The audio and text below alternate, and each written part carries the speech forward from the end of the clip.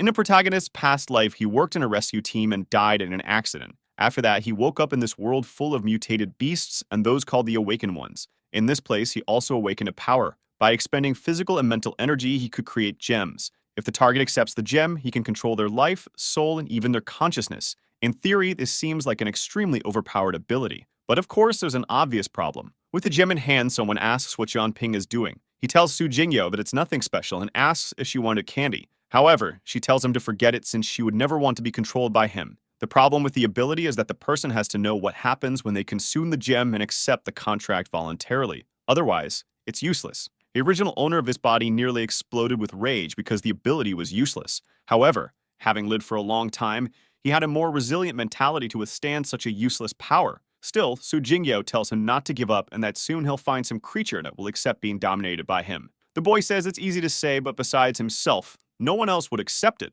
That's when he gets an idea and wonders why he never thought of it before. He starts eating the gem and Su Jingyo asks what he is doing. Instantly, a green power begins to envelop his body and a strange energy rises to the sky. Su Jingyo approaches and asks if he's okay, to which he replies that he is. She tells him to be more careful because it was scary. They then chat for a while. She says it's late and she's going back to the dorm. The boy asks if she really is about to graduate. She explains that she has already learned everything from the books and now only combat will make her stronger. The boy knows that joining the patrol team and protecting the land had always been her childhood dream. She tells him not to be too discouraged. Once he gets stronger, perhaps they can work together. The boy is so useless that he was given the role of farmer at the school. He tells her to forget it because he'll probably live a very simple life. Even so, the boy feels a bit sad. Although she had been a friend of the body's previous owner, he still felt strange leaving her. He thinks he really wanted to give her a hug. Suddenly, out of nowhere, he starts grabbing her. It feels like he's watching himself from another consciousness, wondering why his body is moving on its own. She is flustered and says she's leaving, and with that, she runs off. He tells her to be careful on the way. She turns around slightly embarrassed and tells him to also pay more attention to things. The boy waves goodbye with a smile. However, he noticed that his body moved on its own when he wanted to give her a hug. It was as if, subconsciously, he had commanded himself. Maybe it was a coincidence. Obviously, he wanted to confirm it. He commanded himself to fly like Superman and fell face first to the ground like an idiot. He prepared a mountain fist punch, but it did absolutely nothing except make him fall again like a fool. He ended up crying on the floor, but he realized that now with his mind he could perform any action. Of course, it couldn't exceed the normal capabilities of what a human could do. However, as long as he knew exactly the movement that needed to be made, he didn't need to practice. In theory, if the body is capable of executing the movement, he can master any martial art without much effort. The biggest obstacle in front of him now was his own physical aptitude. However, there was still something he wanted to check. The next day, little by little, he opens his eyes and notices he's in the cafeteria exhausted. His legs hurt like hell because he had ordered his body to wake up in the middle of the night and go for a run. The hypothesis that he could control his body even without consciousness was confirmed, and apparently no one suspected anything. People start commenting that someone named Lu Xiu was arriving. She greets everyone of their radiant presence, and the boy knows that she is the beauty of the school. Suddenly, he hears some strange cracking sounds and wonders what the hell it is. Next to him, there was some kind of creature with a giant fox-like face eating someone. The girl seemed to be getting consumed, and no one said anything. It was as if no one besides him was noticing it. That clearly wasn't Lu Xiu. All twisted up, she approached Zhang Ping and said he didn't seem to be doing well. However, at the same time, everything seemed normal in that place, but she was clearly a creature wanting to know if he was sick. Zhang Ping kept repeating to himself to stay calm, and with a trembling voice, he said he was fine. It was just that he had some nightmares and didn't sleep well. He stood up, saying it was time for his class, so he was leaving. However, Lu Xiu wondered aloud if she didn't smell fear. Walking down the hallway, he wondered why there were mutated beasts in the school and why no one noticed them. He went to the classroom thinking he had to tell the teacher about it immediately. But when he got there, he got another scare. What seemed to be the teacher was consuming a girl on the floor. Obviously, he ran out right away. He went to the top floor and sat on a bench, desperate. Something was wrong and he didn't know what was happening. The only thing that had changed recently was that he consumed the stone and started seeing these beasts. He wanted to eat another one, thinking that all this was some kind of illusion. Once again, the green aura started to come out of his body, and his system message said it was doing an evaluation. With that, the scenes he had seen before began to replay. The illusion disappeared, and he was left somewhat breathless. It seemed the system had unlocked an analysis ability. At the moment, he was only a 3-star human with almost no talent. What he also noticed now was that the contract gems had levels. One of the talents was absolute command, meaning the person had to do whatever he ordered. However, at the same time, since he was a contractor, he also had absolute obedience and couldn't disobey. Another talent of his was evaluation, which allowed him to better understand targets depending on the power difference. He figured this had to do with him eating the gem. He began to analyze the fact that he became both the contractor and the contracted. Since he could control his own body through the ability's consciousness, he was no longer affected by powers that created illusions for his body. These foxes were all high level, and he stood no chance against any of them due to the cognitive distortion they could create. They could eat a person without anyone else noticing. He remembered that Sujinyo, his childhood friend, had mental abilities, so maybe it would be better to talk to her. After school, he decided to meet her. What scared him was what he saw outside the school. A romantic couple passed by him, but the girl had already been dominated by a fox. He then went to the patrol team headquarters.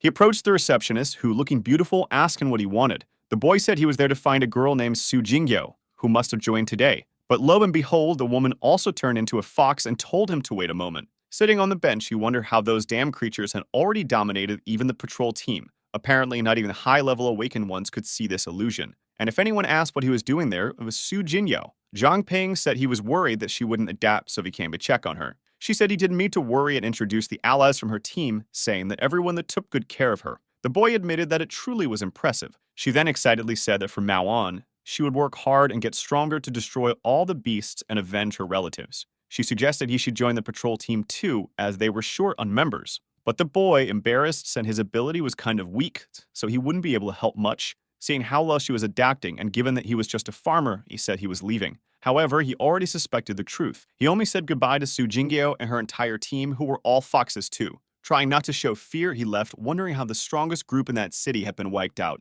Sujingyo had only just arrived, and she was already in this situation. These creatures were called foxes of natural order. Their ability made anything out of the ordinary seem completely routine, and in those moments they hadn't just infiltrated the school like the entire city. The entire Sea of Pearl had turned into cattle for these monsters. Using the analysis technique, he managed to uncover some details about these creatures. First, most of them ranged from intermediate to high levels. However, back at the patrol team, there were several creatures whose levels he couldn't even assess. Second, the creature that killed Lu Shi was extremely powerful, and the moment he tried to analyze it, he knew he would be discovered. That creature was either at an advanced level or even a king-level beast. With so much power, it was no wonder they had wiped out the city without anyone noticing, especially considering that, compared to other beasts, they were extremely intelligent and all their abilities were for disguise. Fourth, it seemed the foxes always prioritized the most influential people in society, while the others were mere cattle for them to feed on. In this current situation, it would be a death sentence to face so many of them head-on. However, he couldn't just stand by and watch so many innocent citizens die.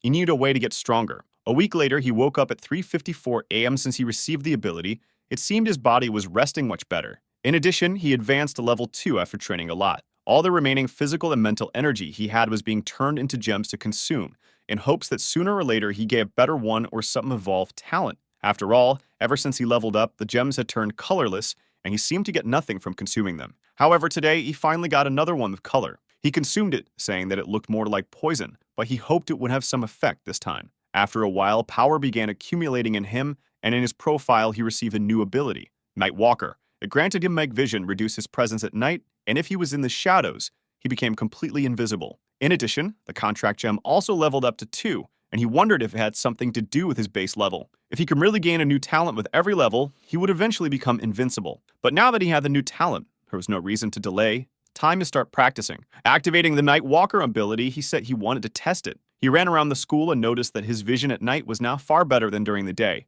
He could spot any object, including a strange ring lying on the ground. He crouched, finding it a bit odd that it was there. He tried using his analysis abilities several times until he finally succeeded. It was the Ring of Assassination, which, when worn, made all forms of life unconsciously ignore the user completely. The analysis then showed what had happened. The natural order fox controlling Lu Xiu's body had faced a man, probably the true owner of the ring. He had attacked, but she seemed to be expecting him, and with a single slash, the poor guy was cut in half. He knew that Lu Xiu had always been an honest girl, so she wasn't the target of this attack. This meant that besides him, there were other people in the City of Pearl going against these foxes. Suddenly, a fox jumped over the wall and asked who was there. The fox leaped into the bushes, saying she was sure the ring had been there. She had noticed someone's presence, but strangely couldn't sense anything now. If he managed to escape her radar, he was probably an intermediate level awakened one or higher. The boy realized that the fallen ring was actually a trap, and the fox retreated, saying she had to inform the royalty. But that was great for him, as combined with the Night Walker ability, he was now basically invisible. The sun finally rose, and it was 5:36 a.m. since he needed to get stronger as fast as possible. Items were indeed the best solution. However, suddenly he heard some footsteps approaching. A strange voice called his name. He wondered who it was and who was speaking to him, but the voice only told him to hide. A girl then grabbed his face and warned him that they were coming, or rather, they were already there in his room. It had been 4 minutes since he woke up, and there were 3 foxes staring at his sleeping body. The one controlling Lu Xiu asked if it was him and prepared a red attack in her hand, telling him to die. The claw came straight for his face as he drooled. The fox paused the attack, thinking that if it had been him, he would have fought for his life. Besides, she couldn't sense the presence of that ring. Another fox, however, said he was very suspicious since he went out for walks every day, but today, he didn't. However, Lu Xiu, who was also royalty, said it wasn't him. That one was just a worthless meal, and they should learn that food in this city wasn't to be wasted. Some time passed, and the boy woke up startled. He spat out the ring, saying that was a close call. He was stupid to forget about today's walk, and he was lucky he forced his body to swallow that ring, avoiding exposure. What he found strange was hearing Su Jingyo's voice telling him to hide. He wasn't sure if he was getting sentimental or what was happening, but he knew he had to get stronger and get revenge. For now, to avoid any suspicion, he needed to continue living normally. Later, he went to the cafeteria, and 2 girls were commenting that they had found a body split in half this morning. It seemed it was a guy named Black Star, an extremely talented assassin from the city of Pearl. The boy wondered if it was the person from his vision. If even someone so famous in the city was killed like that, clearly Lu Xiu wouldn't be easy to deal with. The strange thing was that they left the body for the public to see. Maybe it was a way to send a warning to those opposing the foxes of natural order. Their surveillance was going to increase, and he urgently needed to find new equipment. After class, he decided to check out some blacksmiths. However, in every shop he went to, it always seemed to be run by a fox. Suddenly, he performed another analysis. The system congratulated him for having conducted 100 analyses and informed him that he had reached the intermediate ranking of the ability. He could now see growth potential and even some talents.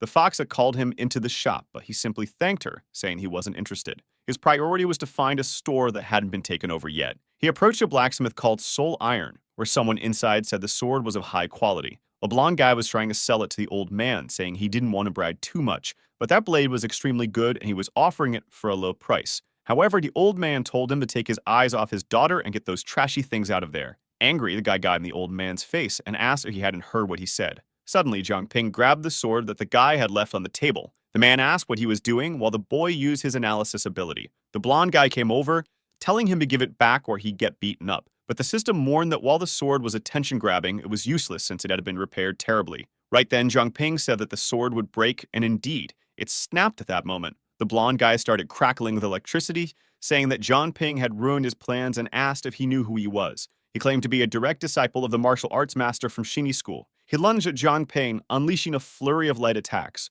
But Zhang Ping had sent out a shadow clone. Then Zhang Ping simply slapped the guy in the face. The boy questioned how he could be so weak, and the blonde guy called him dirty. Zhang Ping wasn't afraid at all since he had already seen that this sickly guy was only a level 1 with limited growth potential. The guy shouted that one day he'd get revenge when he became stronger. Zhang Ping just thought that he was delusional. But while Zhang Ping was distracted, the guy tried a sneak attack. He ended up knocked out on the ground, and Zhang Ping commented on how much this guy liked fighting dirty. Suddenly, someone approached, saying they were gone for a second, and the blacksmith shop got noisy. But one arrived with incredibly strong abs and warned that if the guy didn't leave, he'd be beaten up. The blonde guy ran off terrified, and Zhang Ping realized it would be better to leave too. However, the woman blocked his way, and he asked what the problem was. She said it would be better if he stayed so they could have a little chat. The scene then gave a peek into the boy's room, showing us the staircase where the story began, where he had spoken with his childhood friend. This was also the sports field where he did his daily morning walks and found the ring lying on the grass. Back at the blacksmith shop, Zhang Ping asked what the woman wanted to talk about.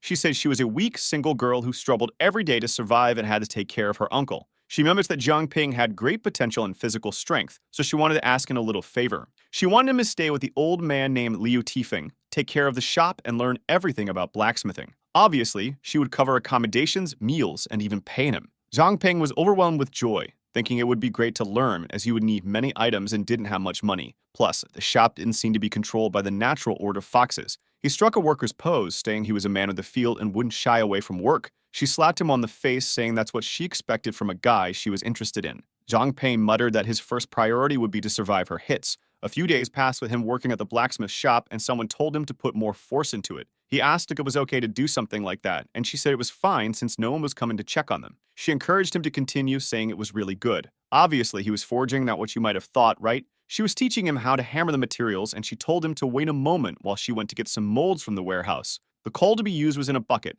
and he was warned not to let the fire go out. The problem was that there was more than one bucket, and he didn't know which one to use. He came to the brilliant conclusion that if he threw everything in, one of them would work. so he threw it into the furnace to keep the fire going. However, the whole place exploded. Flames shot in every direction. Zhang Ping thought he was done for and wondered if he had died. But then the strange skull appeared on his chest, absorbing part of the power, and all the flames seemed to be entering his body. Suddenly, he woke up with one eye burning. The entire place was filled with smoke and ashes, but he didn't seem to be dead. However, his heart was burning and racing. Realizing he was on fire, he used his analysis ability on himself. His growth potential had risen to 4 stars. The more stars he gained, the more he could evolve his abilities, and evolving the abilities he had already acquired would further increase his potential. What he found odd was that people usually had a limit to growth increases, so why was he awakening so many talents? This time, he had awakened Flame Devourer, which allowed him to absorb fire energy and release it at any moment. What he found strange was that he had consumed a level 3 gem that morning,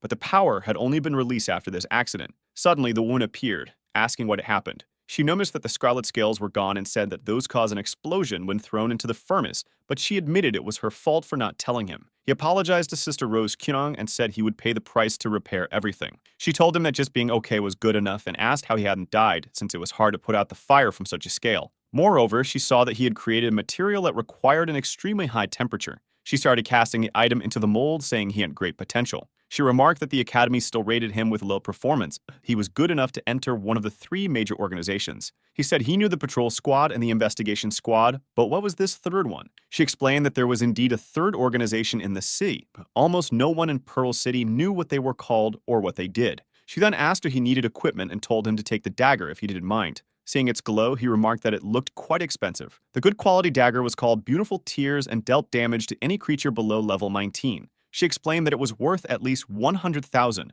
which would be around 3 years of salary for that fool. He asked how someone poor like him, who earned 3,000, could walk around with something like that. She told him to see it as a reward for improving so quickly. She mentioned that she was going on a mission and asked if he was sure he wouldn't return to the academy. He replied that she didn't need to worry because he had already filled out the graduation papers. She told him to take care of the old man and not let him open the shop. Zhang Ping realized that the foxes had no interest in this place because they rarely opened it. However, of all the things happening lately, it might have drawn some attention. Since it was night, perhaps it was a good time to take a look around the street. Out there, he saw a little girl on a swing looking all cute. But of course, she was a Dan fox with 4 stars of power. The interesting thing was that this was the first time he had seen a level 3 fox. Since both he and the fox were level 3, and he had the new dagger and abilities, he figured he could probably win. The patrol squad had been killed, but the investigation squad should still be fine. If he can deliver the body of a natural order fox to them, he could get some attention. But suddenly, he was frozen in place and someone asked if he was trying to attack a child. He was warned not to move or he would lose his life. The woman told him to drop his weapon, and he already knew that whoever she was far above his level. Both his Night Walker ability and the ring of assassination had been detected by her. The voice then said that if he didn't want to die, he should meet her at the training ground by the orphanage. With that, she vanished into the air. At least the fact that he was still alive meant she wasn't on the side of the foxes. He grew up in that orphanage, and as a child, he started calling it the training ground. But that's how she referred to the place, which meant she somehow knew him or knew something about him. Not only did this figure seem to be watching him, but she also stopped him just as he was about to make a move. If she had sent him there, she must have had a purpose. Suddenly, a paw stepped near him. A mutated beast approached, and he wondered why there was one in the forest. It was a level 5 armored poisoned rat. Considering the level difference, he thought about retreating, but then he remembered that with the dagger in hand, he could win. Especially considering that the orphanage children would be in danger if they came out and saw this. Thinking of how much Sister Rose Kyung trusted him, he couldn't back down. Even though he didn't know how to fight perfectly yet, he had read plenty of stories about battles, and he had full control over his body. Suddenly, the rat lunged at him and started rolling in his direction. He quickly thought of a way to defend himself and managed to block the attack. The problem was that the creature kept spinning, and its armor was extremely tough. It ricocheted and crashed into a rock. From there, it opened its hand and began gathering green energy. Zhang Ping began controlling himself as if he were in a game, dodging everything left, right, left to evade every attack. The only weak point in the creature was its eyes, as its entire body was protected by armor. Seeing the flames in his hands, he knew how to handle this. He rushed toward the creature, dodging its attacks, and said he'd make a feint first. He struck, but the rat defended itself and rolled into a ball again. But then Zhang Ping prepared and told it not to get angry. He unleashed a barrage of flames at the monster's feet, taking advantage of the moment when its resistance was reduced, and landed a solid hit on a creature. Sometime later, you leveled up and gained a few attributes. Clearly, combat was the most efficient way to level up. What you found strange was the appearance of a rat in the middle of the city. It was highly suspicious. While he was thinking about whether there were other creatures, something approached him from behind. In an instant, he seemed to fall into a swamp, and before he knew it, he hit the ground. He fell flat on his back like a fool in a cave. A voice reached out a hand and said he had 5 minutes. He recognized it as the same voice from before. A girl pointed an ice blade at him and told him to prove that he was human. He was confused, wondering how he could prove something like that. He had been born human, so maybe that was proof enough. But that he realized that if she was asking something like that, it was because she knew there were some beasts in disguise. However, she couldn't tell, which was why she wanted to prove it. He then asked her to give him some hints about how he could prove it. He already suspected that the rat from earlier had been a test from her. She told him he had 4 minutes left, and he continued using his analysis ability. It had already been 20 times, and he kept failing. On the 999th attempt, it finally advanced to a higher level. With that, he tried again, and the analysis passed. Her name was Liu Cixin, a level 28 human from the Purging Squad. He had never heard of this group before and thought it might be the third one that Sister Rose mentioned. Angrily, she told him he only had 1 more minute to prove himself. He mentioned that if she called the orphanage the training ground, then she must have grown up there too. The problem was that he didn't remember anyone named Liu Cixin from the orphanage, so he asked if she was Liu Torin or Liu Yusho. Maybe she was Xingyu or Sissy. The boy received a small cut, telling him to be quiet.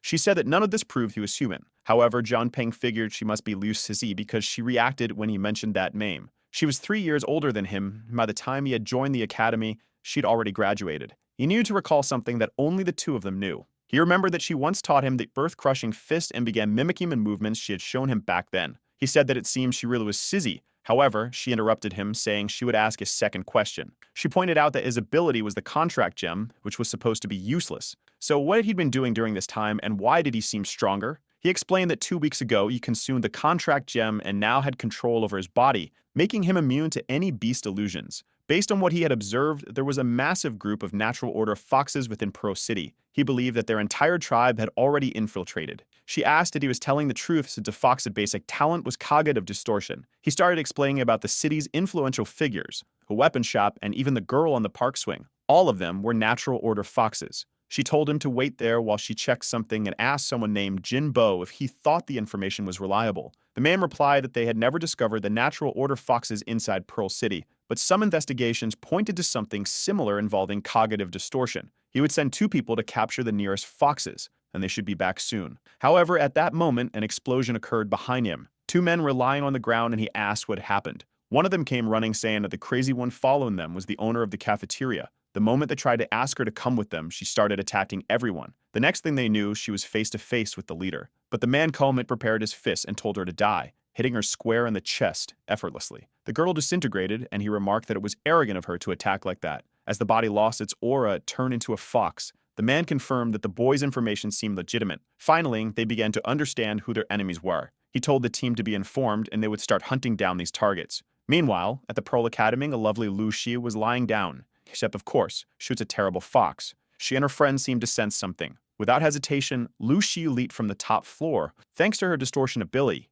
making it irrelevant. In truth, she sensed that a girl named Yu Ju had been killed outside the city, while another had been killed in the business district. Who was managing to hump him down so perfectly and avoid her detection? Obviously, she wasn't going to let this slide. Back in the dark space, Zhang Ping asked if Sizzy had finished her investigation. She replied that she had, but he was still quite strange, given that he had received this ability out of nowhere. Since they couldn't fully trust him yet, you would only act as an informant. She would keep a close eye on him, and if he found anything, you should get in touch. John Peng agreed, saying he'd do anything to avenge himself against the foxes. She threw him an item explaining that this jade comes in pairs. He had the cold one, and if he applied heat to it, the hot jade she carried would warm up, serving as a kind of signal. Still, she advised him to keep getting stronger. No one could guarantee his safety 100%. John Peng was excited, playing with the jade, saying he really wished he had joined the martial arts academy, but he didn't have the money for it. Sizzy said she talked to the organization to secure a spot for him. The boy excitedly thanked Sister Sizzy. Recently, the number of foxes in the city had been decreasing significantly,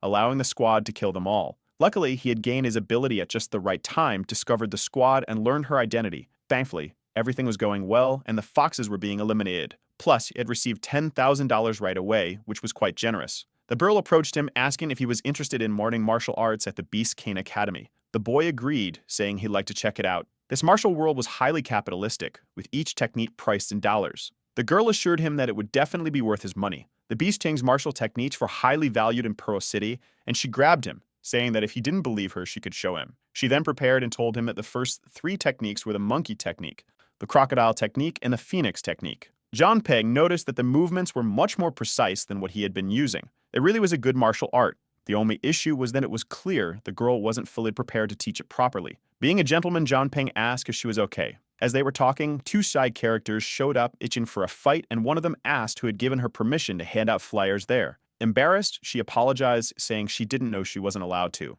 Then an annoying blonde guy, Andy, showed up, saying that the beast fist technique was ridiculous. As he approached, our protagonist already wanted to punch him because he teased him about the thunder technique. Of course, the guy didn't like that and said it was time for revenge from the blacksmith shop incident. But the girl stepped in front, saying no one was going to hurt John Peng. The guys started yelling and tearing off their shirts. John Peng activated his analysis ability. The two fools were level 4 and said they would finish them off. They were using a skill that reduced intelligence by 70% for a little bit of extra strength. John Peng was confused. He wasn't even sure if that could be called a talent. He then turned his attention to the girl, whose name was Wan Jimin, and saw that she had a ton of potential for growth. She would definitely be strong in the future, but at level 3, she would only get beaten up. So he handed the flyers back to her, saying this was his problem and he would handle it. After all, he was eager to test the techniques he had just learned from her. One of the fools lunged at him, but John Peng easily dodged and landed the first style's strike to the back of the neck. The second die came, but John Peng elbowed him in the stomach, saying that was the second style. Then that useless blonde tried his lightning technique again, but John Peng kicked him in the groin before he could complete it.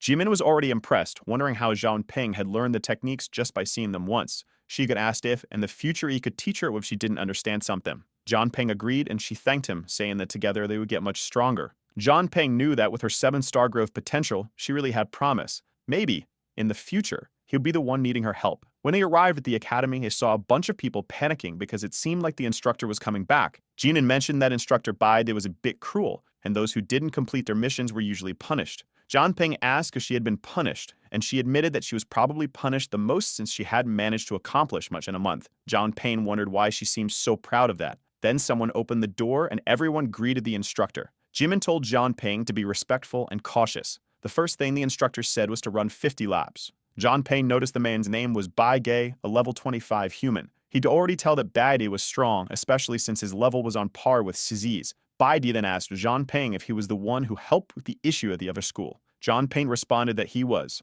Baide prepared a fist and told John Peng to take a look. John Peng tried to explain that he wasn't that strong, but he began dodging the attacks. Baide asked what was up with that beginner talk as he had heard that John Peng learned the Monkey King technique after just one demonstration. Baide came at him and John Peng realized he wouldn't be able to dodge. However, the instructor was kind and just gave them a soft tap. Baide admitted that at first he didn't believe it, but John Peng really did have potential. It was just a shame that he had learned from someone so useless. The movements that person showed weren't even close to the real ones. Baide said he would personally teach John Peng, and the boy thanked him. But now it was time to deal with the slackers from earlier. Baide ordered everyone form a line and fight him, followed by 500 push-ups and a 10 kilometers run. As someone touched John Peng, it was Jimin, embarrassed. He asked what was wrong. She said the instructor had never taught her privately, so she would love it if he could pass on his knowledge to her later. John Peng agreed, saying they could go to the Seoul Iron Shop later to train together. She beamed with excitement, saying she thought you would reject her. The system showed John Peng that she had a weakness, as it took her 90% longer to learn anything.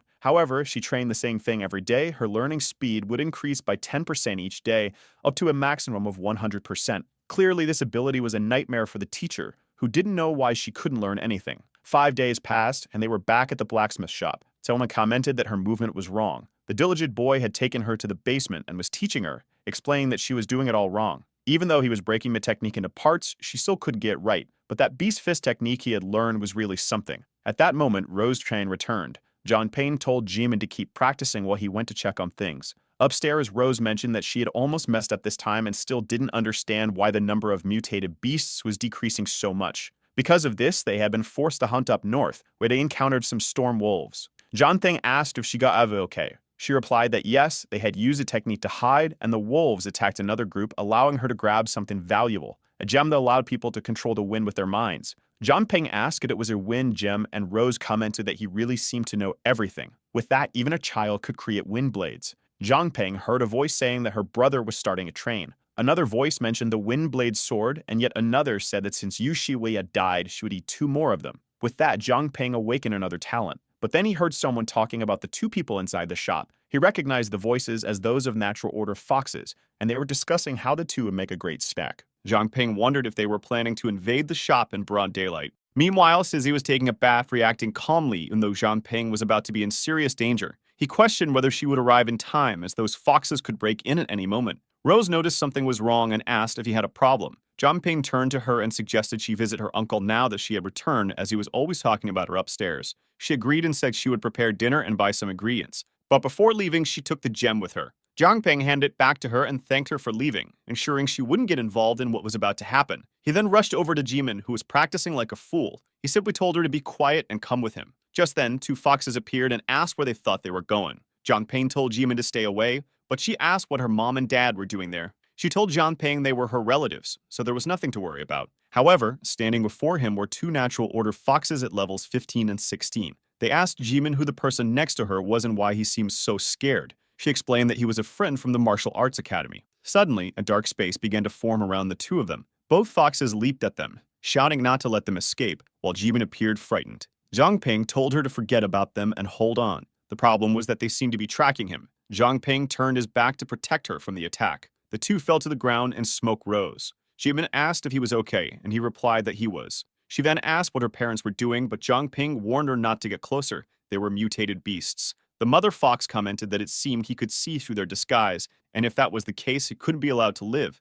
Ping barely dodged, realizing that his physical strength wasn't keeping up because of the level difference. The real problem was that the mother fox was now heading toward Jimin, who looked too scared to react, while Ping struggled to free himself from the other fox. Just then, Sizzy arrived and told him to step aside. She unleashed a barrage of ice, piercing one fox and then continuing to hit the other. She jumped to finish them off, but Jimin pleaded with her to stop. However, it was too late. Sizzy showed no mercy. She simply turned and asked if they were okay. Devastated, Jimin asked why her parents had become carpets. Ping tried to explain that they weren't really her parents. They were just foxes who had taken on their form. The poor girl was distraught, crying that it was impossible. They were clearly her parents. Ping asked why they had reverted to their true forms. Sizzy explained that if there was a fox above king level in the city, they couldn't be maintaining this kind of illusion. Last time, the foxes reverted to normal because they were killed outside the city. That's when Ping began to realize he was the only one who could expose the truth. He then told Jimin that these two had killed her real parents and assumed their form. When he removed the cover, the true bodies appeared, and he told her that this was the reality. The poor girl broke down in tears, asking how this could be possible. Meanwhile, Lu Xiu, that awful fox, wasn't too happy either. After all, 9 of them had been killed this week. In a meeting, someone suggested that they should just kill everyone and take control of the city. But another person asked if they were going to graze on grass after killing all the humans. Lu Xiu silenced them, warning that wiping out all the humans would be extremely inefficient and a waste of food. Their priority now was to find the people hiding in the shadows and eliminate them. The vice president suggested that if they brought in several strong beasts to attack the city, the powerful humans would be forced to reveal themselves. Everyone knew there were 3 organizations, but no one knew what the third one was.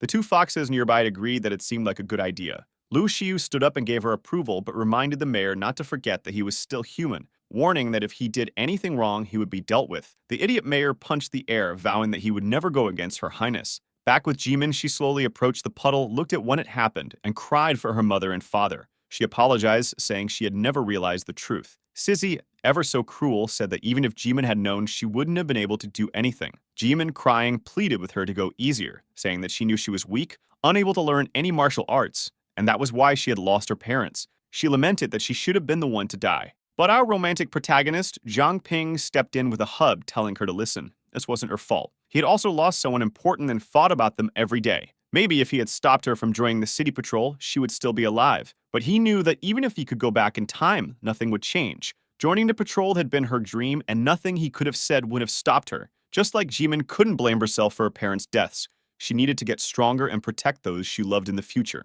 Crying, Jimin thanked Ping. He was about to say he'd kill the foxes, but suddenly, he coughed up blood on her face. It seemed her boy was more injured than he had let on. Later, he slowly opened his eyes. Jimin, who had already moved past her grief for her parents, thanked him for being alive. He asked how long he'd been unconscious, and Sizzy told him to stay still. Excited, Jimin clung to his arm, saying she wanted to become even stronger. Once she gained more power, she would help him wipe out those foxes. Sizzy then suggested that Jimin stay with Ping, as her home would no longer be a safe place. Just then, Ping heard Lu Xiu's voice talking about the king continuing to sleep and about Huan Ziming's place. He told Sizzy that he had a lead on the foxes. He mentioned the vice president, and Sizzy commented that he was connected. He had clearly betrayed humanity. That king they were talking about could be the one amplifying the illusion for everyone. Since the foxes were out hunting, it was their chance for revenge, and she would need Ping's help to identify them. Meanwhile, Rose was happily cooking, starving. The scene shifted to the purging squad's base. A girl named Manny complained that Sizzy was always bossing everyone around and making all sorts of demands.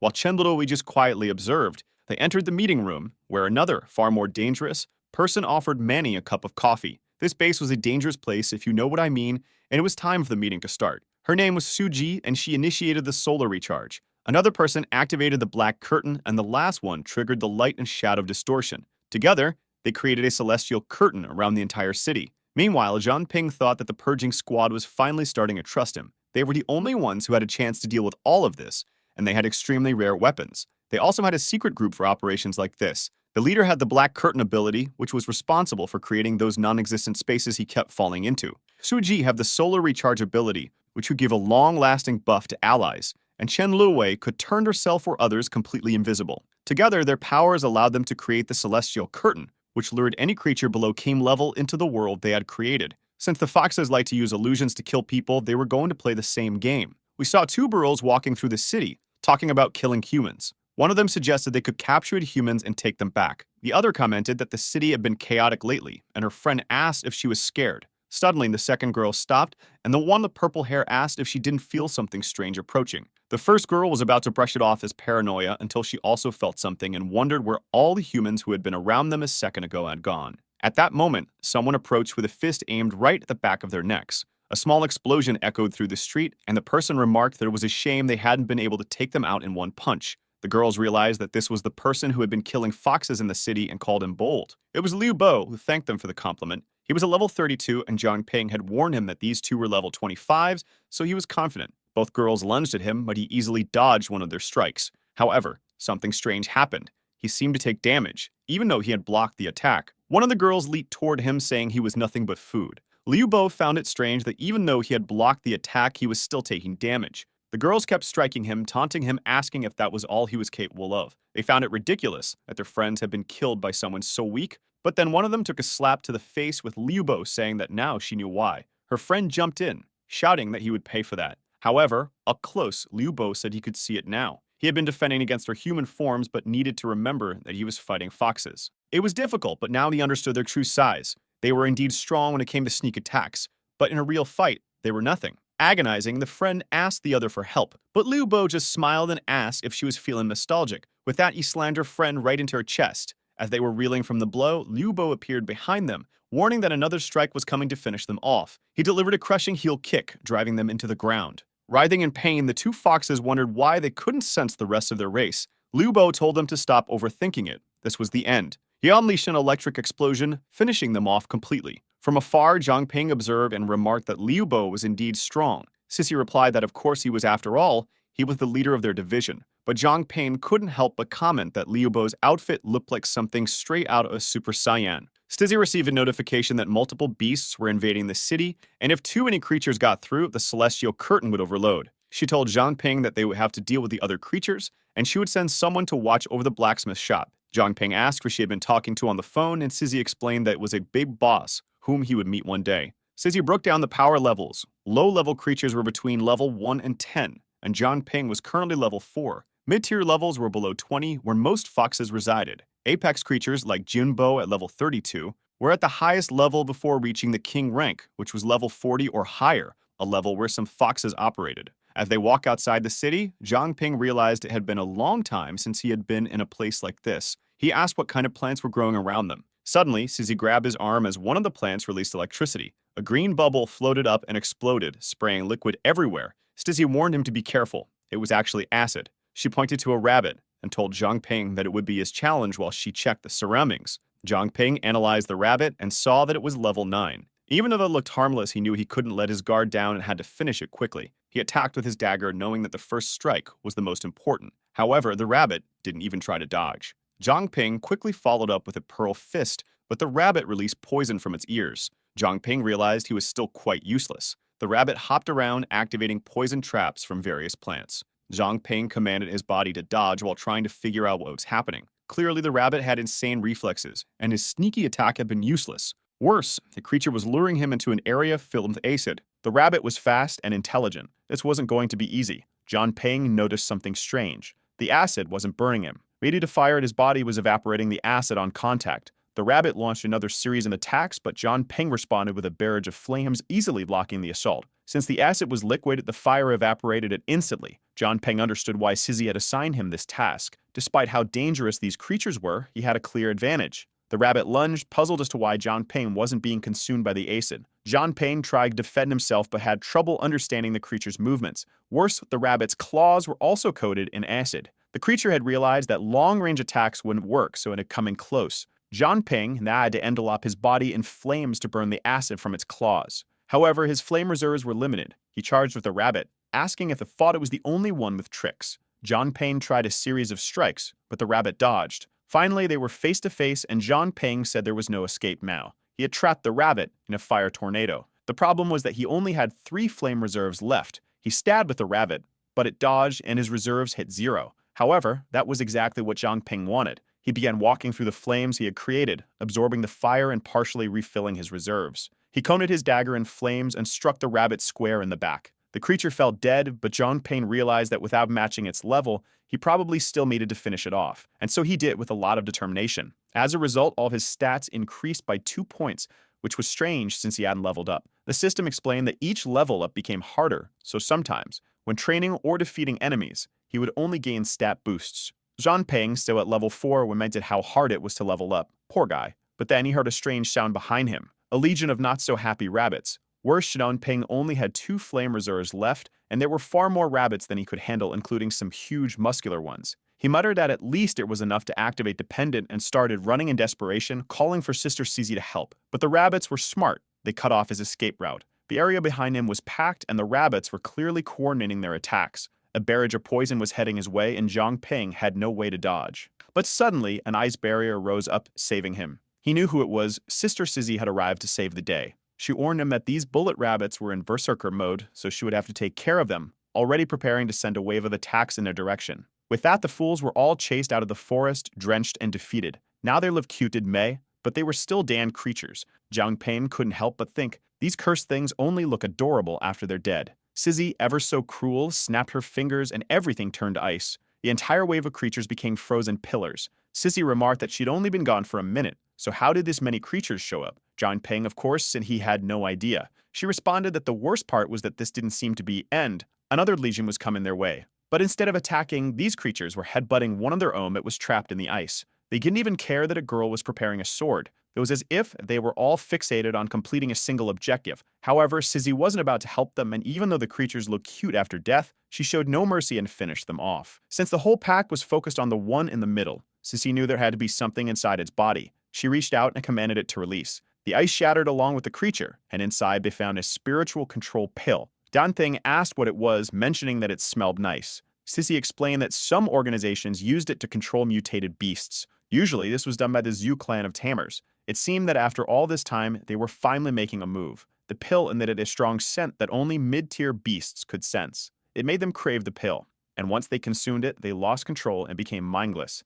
However, the Zhu clan somehow had the ability to control these creatures, which was still a mystery. Sizzy crushed the pill, explaining that if it were destroyed, another beast might consume it. But it was clear that there was a connection between these beasts and the pill, and they would have to investigate whether the Zhu clan was responsible. Before that, though, they would continue training just outside the wall. What they didn't know was that a hooded figure had been eavesdropping on their conversation. John Peng had a feeling, though, that Sizzy already had her blade ready. Her attack sliced through a tree, but the intruder had already vanished. John Peng asked why she'd done that out of nowhere. Stissy told him to forget it, questioning whether she was imagining things. A week passed, and all the foxes from the blacksmith area had gathered. The dangerous Luz and Yuki were among them, but of course they were just horrid foxes in disguise. Beast attacks were becoming more frequent, and they wondered if it was Ziming's doing.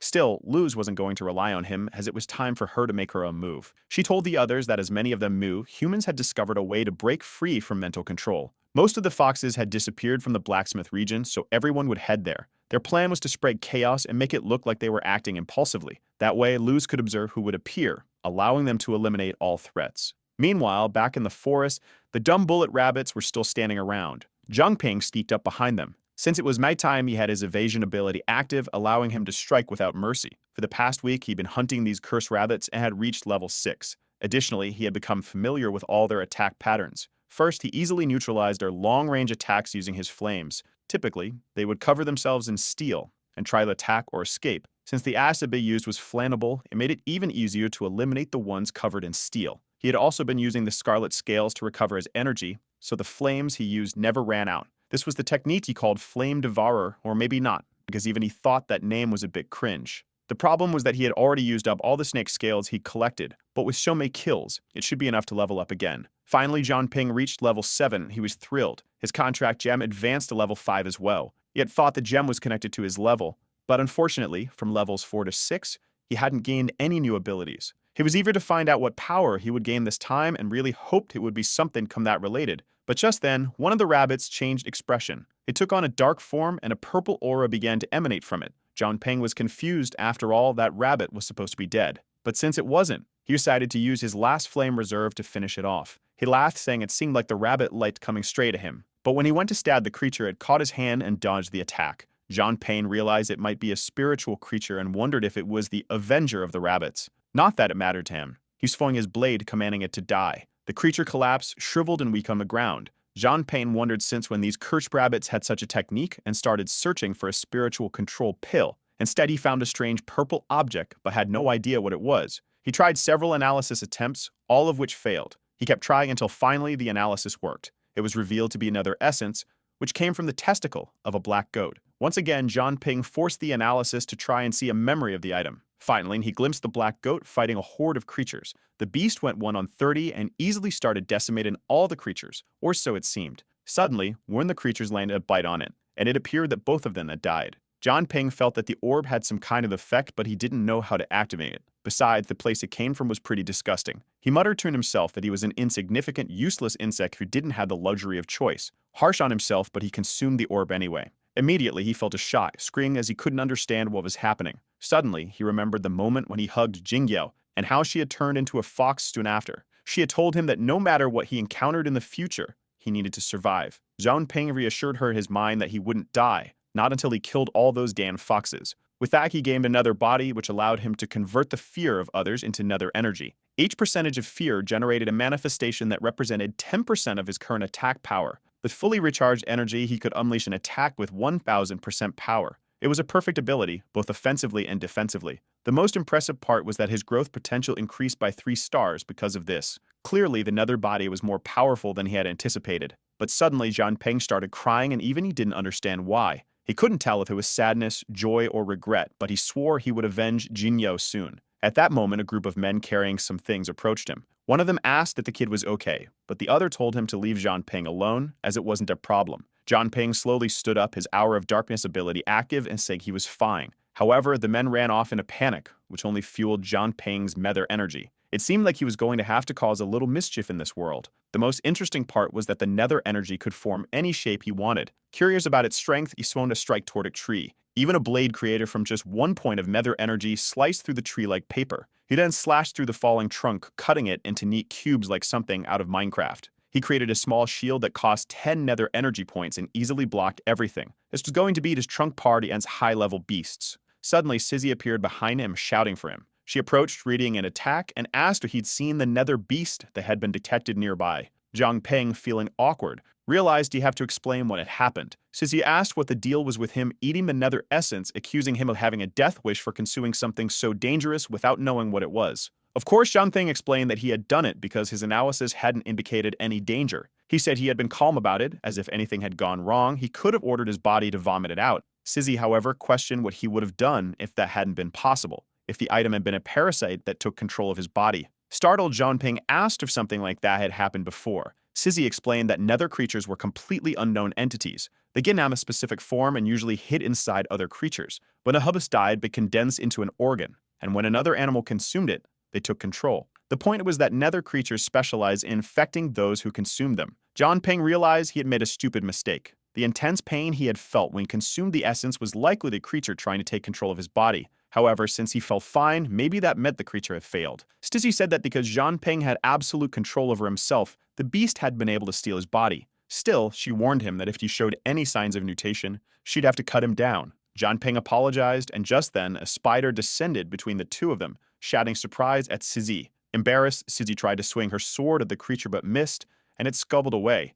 Ping noticed that Sizzy was terrified of it, and she clung to him all flustered. He felt to himself that she still had the same fear at insects she had when they were kids. He remembered a time when he ran over to her, proudly showing her a beetle the size of her head. He admitted that even he would have been scared of that thing. But Sizzy had swatted it away, making it run off, and John Ping was sad, saying he had wanted to be friends with it. Sizzy asked why he wanted a beetle as a friend when there were so many people at the orphanage who could be his friends. He replied that he knew that, but eventually all those people would leave and he'd end up alone. But Sizzy hugged him and said that no matter what happened, they would always be friends. Of course, she had made that promise, but had abandoned him later and nearly killed him. Yet he forgave her. Was surprised. Now, however, he found himself in an awkward position as she leaned in for a hug, asking why he was squeezing her so tightly. Sizzy told him that he had been lucky this time, but it was important for him to remember that the world was full of dangerous things. From now on, he couldn't rely on luck alone. John Ping thought that even though Sissy seemed so cold after joining the squad, she was always concerned about him even if she didn't always show it. She received a message and said,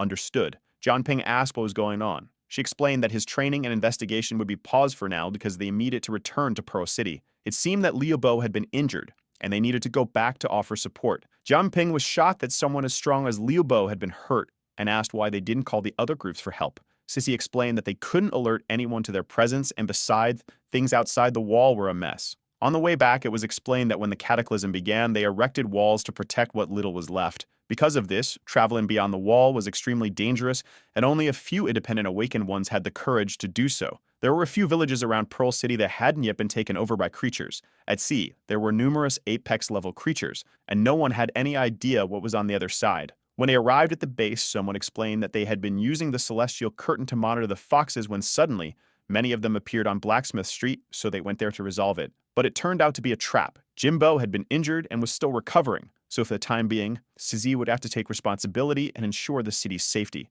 Humbly, Zhanpeng asked if she needed help. Sissy humbly declined, telling him to return to the blacksmith shop and that she'd send him a message if anything came up. With that, the two parted ways and Zhanpeng wished them well. Finally, he was able to relax a little after so many days of training outside the city. He was curious to see how Jimin's training had been going, but then he noticed something strange. The people in the city seemed frozen in place. Someone approached and called out to him. John Ping used his analysis ability, which failed 66 times, but eventually succeeded. However, he could only tell what the man was using the identity hiding ability. The man commented that it seemed John Ping could see the people, and that right now, he must be trying to analyze his abilities. He congratulated John Ping, saying that normally an analysis type awakened could only use their ability 10 times, but here he was with no limitations. John Ping was shocked at how this man could tell he was trying to analyze him and asked if he needed help with anything. Despite his fear, the man exuded an incredibly terrifying aura. John Ping stood his ground. The old man asked if he wanted to have some fun. John Ping did nothing, and the man asked why he wasn't starting. John Ping responded that there was no reason to fight him, but the man questioned whether he had no reason to become stronger or if his quest for vengeance in South Now was just a lie. Instantly, John Ping was in his face demanding he repeat himself. But strangely, reality seemed to shadow around him. The man teleported, and John Ping thought he was behind him. As he turned, the man blocked his punch and said that John Ping still had a lot to learn. John Ping replied that they'd find out soon enough and unleashed a flame right at the man's face. However, the fire passed through, causing no damage at all. The man reappeared in the distance, saying that he had had his fun and now it was his turn. What John Ping had hit was just a false image, and the man unleashed a slash. John Ping was barraged with ice attacks and wondered how this lunatic had so many abilities. He began using a bit of his nether reserve to dodge, and when he couldn't, he pulled out his shield to defend himself. All of this was just to get the man to lower his guard. He sacrificed his shield and launched an attack in the man's direction. As the shield blocked the man's vision, John Ping came from the side to land a finishing blow. The old man said John Ping was clever, but he wasn't strong enough. He emitted a light that pushed John Ping back, sending him crashing to the ground like a fool. The old man remarked that it was impressive for someone at John Ping's level to have so much power. John Ping realized he was pinned to the ground by some kind of telekinetic pressure and couldn't move. The old man said it looked like they would need to have a conversation. John Ping immediately realized this man was far above Jinbo or even Sizzy. The only person with more power that he'd ever heard of was the captain of the purging squad. John Ping, try to be clever, asked how he could refer to that person. The old man said John Ping could call him whatever he wanted and questioned if he really didn't know who he was. Considering the man had information about Jing Yao, John Ping guessed he must be from the purging squad. He knew the captain's name was Siru Shibai, but wondered why the captain would reveal himself to him. John Ping asked why the man was there. The old man warned him not to think too hard about it, especially since he couldn't block a mind reading. He explained that in the 2 years he had been in Pearl City, he had never seen an awakened one with an unlimited type ability. Of course, that had piqued his curiosity. Janping asked if such a thing as an unlimited level truly existed, as he thought Apex was the highest level. Shibai explained that normal awakened individuals could only have a single ability, no matter how strong they became. However, unlimited users could continuously gain new abilities as they grew stronger, and there was something he was extremely curious about. Could his unlimited level ability, called Path of Others, copy Zhang Peng's contract gem ability? Of course, he wasn't asking for this test for free. Zhang Peng would be rewarded, even if it didn't work. Zhang Peng wanted to know what would happen if he refused to test this. Shibai said that was his decision, but he should take a look at the gift first. It was a bracelet called Golden Treasure, which had the storage ability that Shibai had used long ago. He added that Zhang Peng should know what that meant. Zhang Peng was excited. A storage ability was perfect for someone like him, who had abilities that consumed items. The old man then told him to raise his hand, and a strange blue energy began to flow. Shibai looked thoughtful and sighed. Zhang Peng asked if he was finished, and the man replied that he was. Unfortunately, Shibai couldn't copy Zhang Peng's contract gem ability, nor could he copy any abilities that Zhang Peng had stolen, which meant that the boy was truly unique. Despite this outcome, the item was now Zhang Peng's. However, as soon as Zhang Peng took the bracelet, he felt something strange. His analysis revealed how the item had been created. A girl with magical powers had been bound in ropes, and golden liquid had been poured over her. The lives of humans and awakened ones were used to create items like this. Zhang Peng asked Shibai if all items like this were created in such a cruel way. Shibai explained that in the 2 centuries he lived, many items had been created like this, even though it was strictly prohibited. He had tried several times to destroy the item, but perhaps Zhang Peng could make better use of it. Zhang Peng then asked what the city had been like 200 years ago and if lives had always been wasted in this way. Shibai nodded, explaining that 200 years ago, the Zhu Beast family ruled the city and everyone was a slave to their desires. Men worked all day just to have something to eat. Beautiful women were turned into toys for the masters. Those with any potential were brainwashed into becoming tools. Anyone who lost their usefulness was fed to these Zhu family's creatures, and awakened ones with rare abilities were turned into ingredients for certain equipment. After the Zhu family committed so many atrocities, a revolution began. After years of fighting, the Zhu family was finally overthrown. Zhang Peng acknowledged this history, and Shibai asked if he wanted to know more. Zhang Peng asked why, if Shibai was so strong, he didn't just go and take out the fox leader by himself. Before answering, Shibai shielded their conversation from the world. He explained that it wasn't that he didn't want to, it was that he couldn't. Zhang Peng might think the city's defenses were weak since they had been invaded by the foxes, but in truth, Pearl City's defenses were incredibly robust. The patrol and investigation teams could easily detect any beast that approached the city. Once the signal was given, the purging squad was always ready and dealt with any of the beasts. Additionally, the city had an artifact called the Pearl of the Sun and Moon, which capped the power of any creature within the city at level 40. So even if a king-level creature invaded, it would only have the power of an apex level. No doubt about it, Shibai was the strongest apex-level being. The problem was that even though they knew who the enemy was, they didn't know who was pulling the strings behind everything. Zhang Ping questioned whether Shibai was suggesting that there was a traitor among them. Shibai explained that the city's lord had gone missing, and aside from him, only a few people had control of the artifact. There were remnants of the Zhu family lurking in the shadows, angry at the loss of their reign. These remnants could deactivate the Pearl, the Sun, and Moon, and had opened the gates to allow the celestial foxes to enter. It was clear that they were behind everything. Zhang Peng asked why they didn't just wipe out these fools. Shibai explained that they had been trying to eradicate them for over 100 years. But a new seed always sprouted. Likely, the Zhu family had been entrenched in the city for so long that they had many hidden connections that the purging squad didn't know about.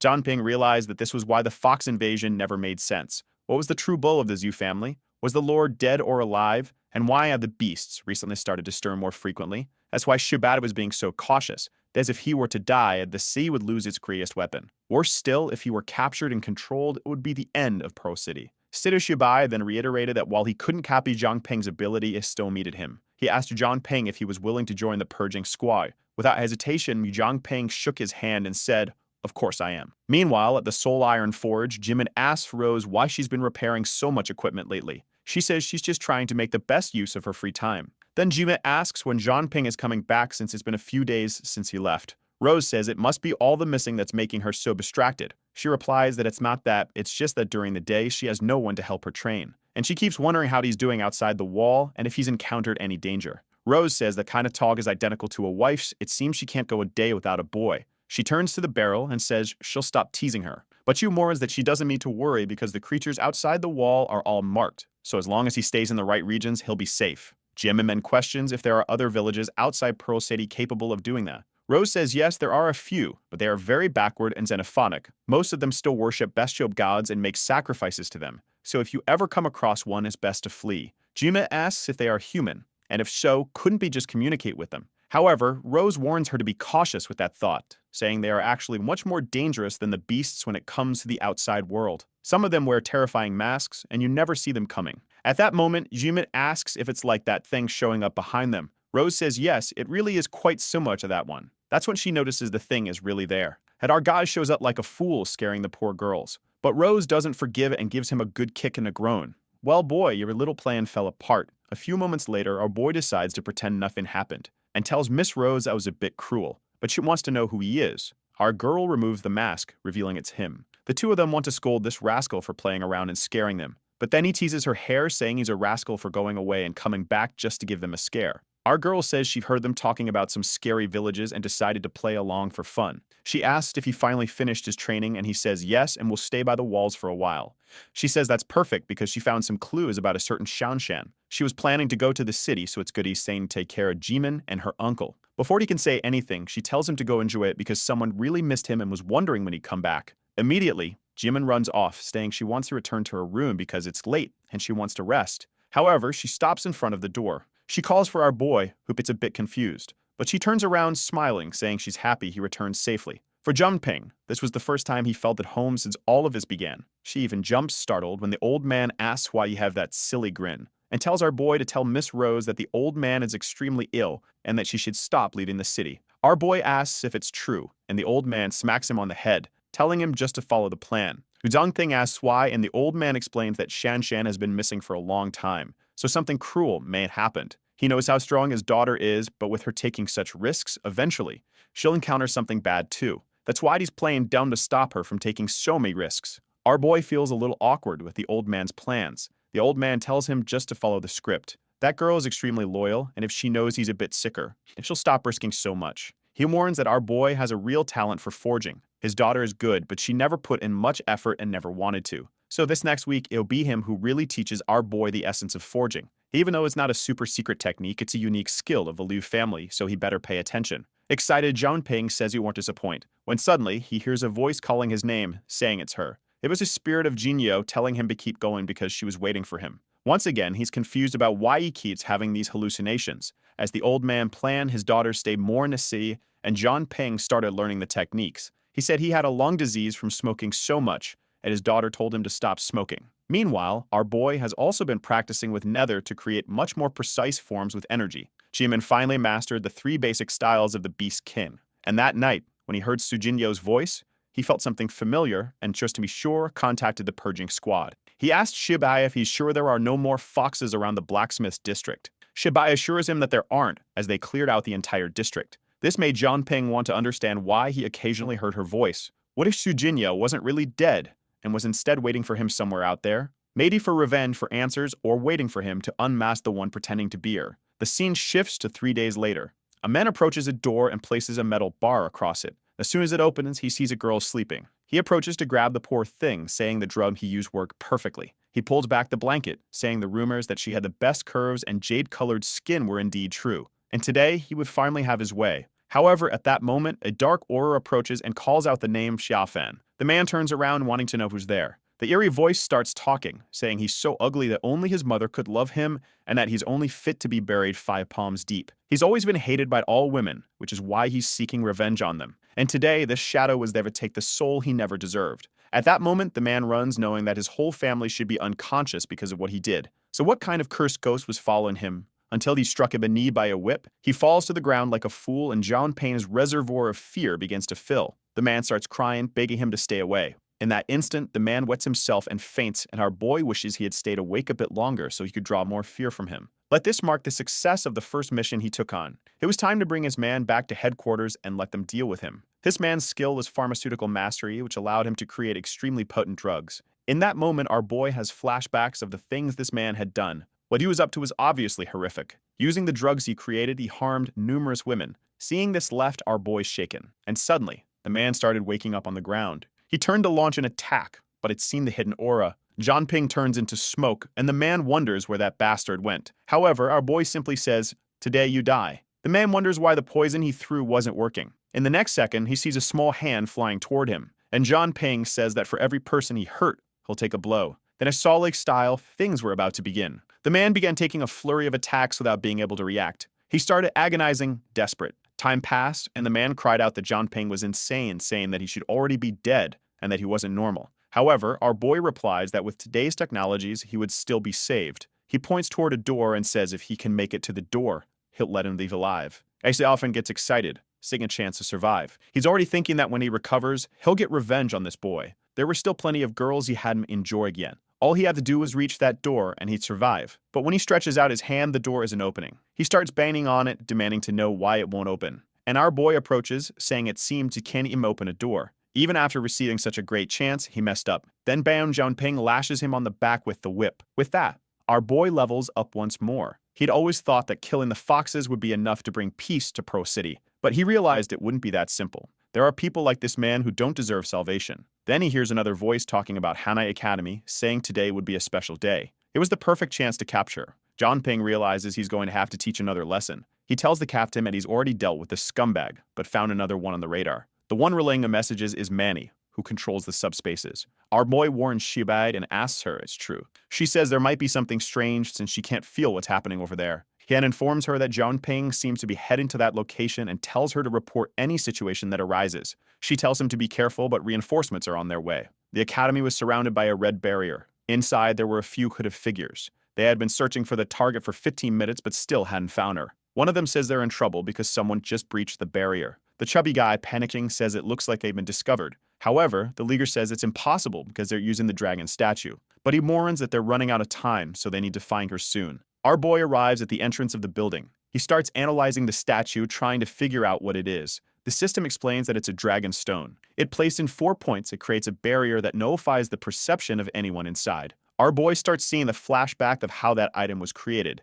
As usual, it involved the sacrifice of numerous lives, which is strange as that kind of item had been banned long ago. These people didn't seem to belong to other organizations, so maybe they were remnants of the Zhu family. The Zhu family in the last 2 months not only brought foxes but also beasts, and now they're carting something at Hanhai Academy. It's so hard to understand what these guys' real goal is, but perhaps today at the academy, he'll begin to understand things. Then he sees someone approaching and decides to hide. With that, he activates the Nightwalker ability. From the perspective of the group, there was nothing there. The person who had apparently crossed the barrier was already gone. One of them says to turn off the lantern to conserve its energy. Afterward, they collect the dragon's stone and leave without leaving any trace. However, our boy was there, observing and relaying the information that these guys were levels 20, 17, and 15. The lantern they were carrying concealed their presence, scent, and even identification details. The girl they were taking was named Chu Jumting, who had an extraordinary potential with a lot of stars. Moreover, she had the blood of the saint, which created a bond with any living creature.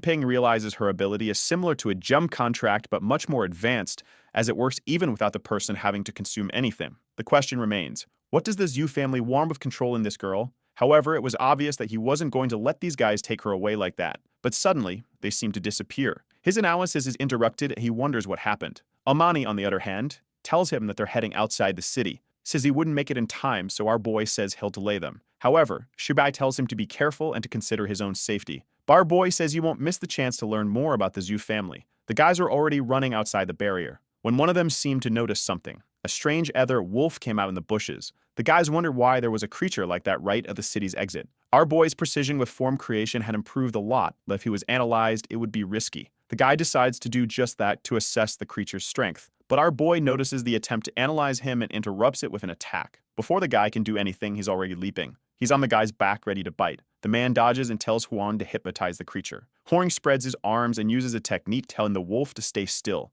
Ping's eyes go all zigzagged. He puts on a love-struck expression, and the chubby guy says the ability is ready. However, Ping has infinite mental energy, so this type of attack is useless against him. He decides to pretend he's under control and slowly approaches with a dumb look on his face. The chubby guy reaches out his hand and tells him not to move. But right at that moment, Ping swipes. He opens his jaws and is ready to strike at the throat. As the fool is being devoured, he calls for help from the leader. The leader tries to execute a technique, telling him to get out of there. And a golden glow throws Ping far away. However, a boy managed to level up to 9, and the gem contract rose to level 6. The guy was using overwhelming telekinesis, and you and Ping within the nether aura couldn't resist. With that, the poor guy is crushed. He tries to move, but it's impossible. Then the man says that the wolf's name is Ping, level 9, and he belongs to the Soul Iron Forge and the Purging Squad. He wonders why a worthless human like that was pretending to be a rat. But since he was one of Shibai's slaves, he wouldn't leave here alive. Although the guy's skills weren't great, the items he had were extremely dangerous.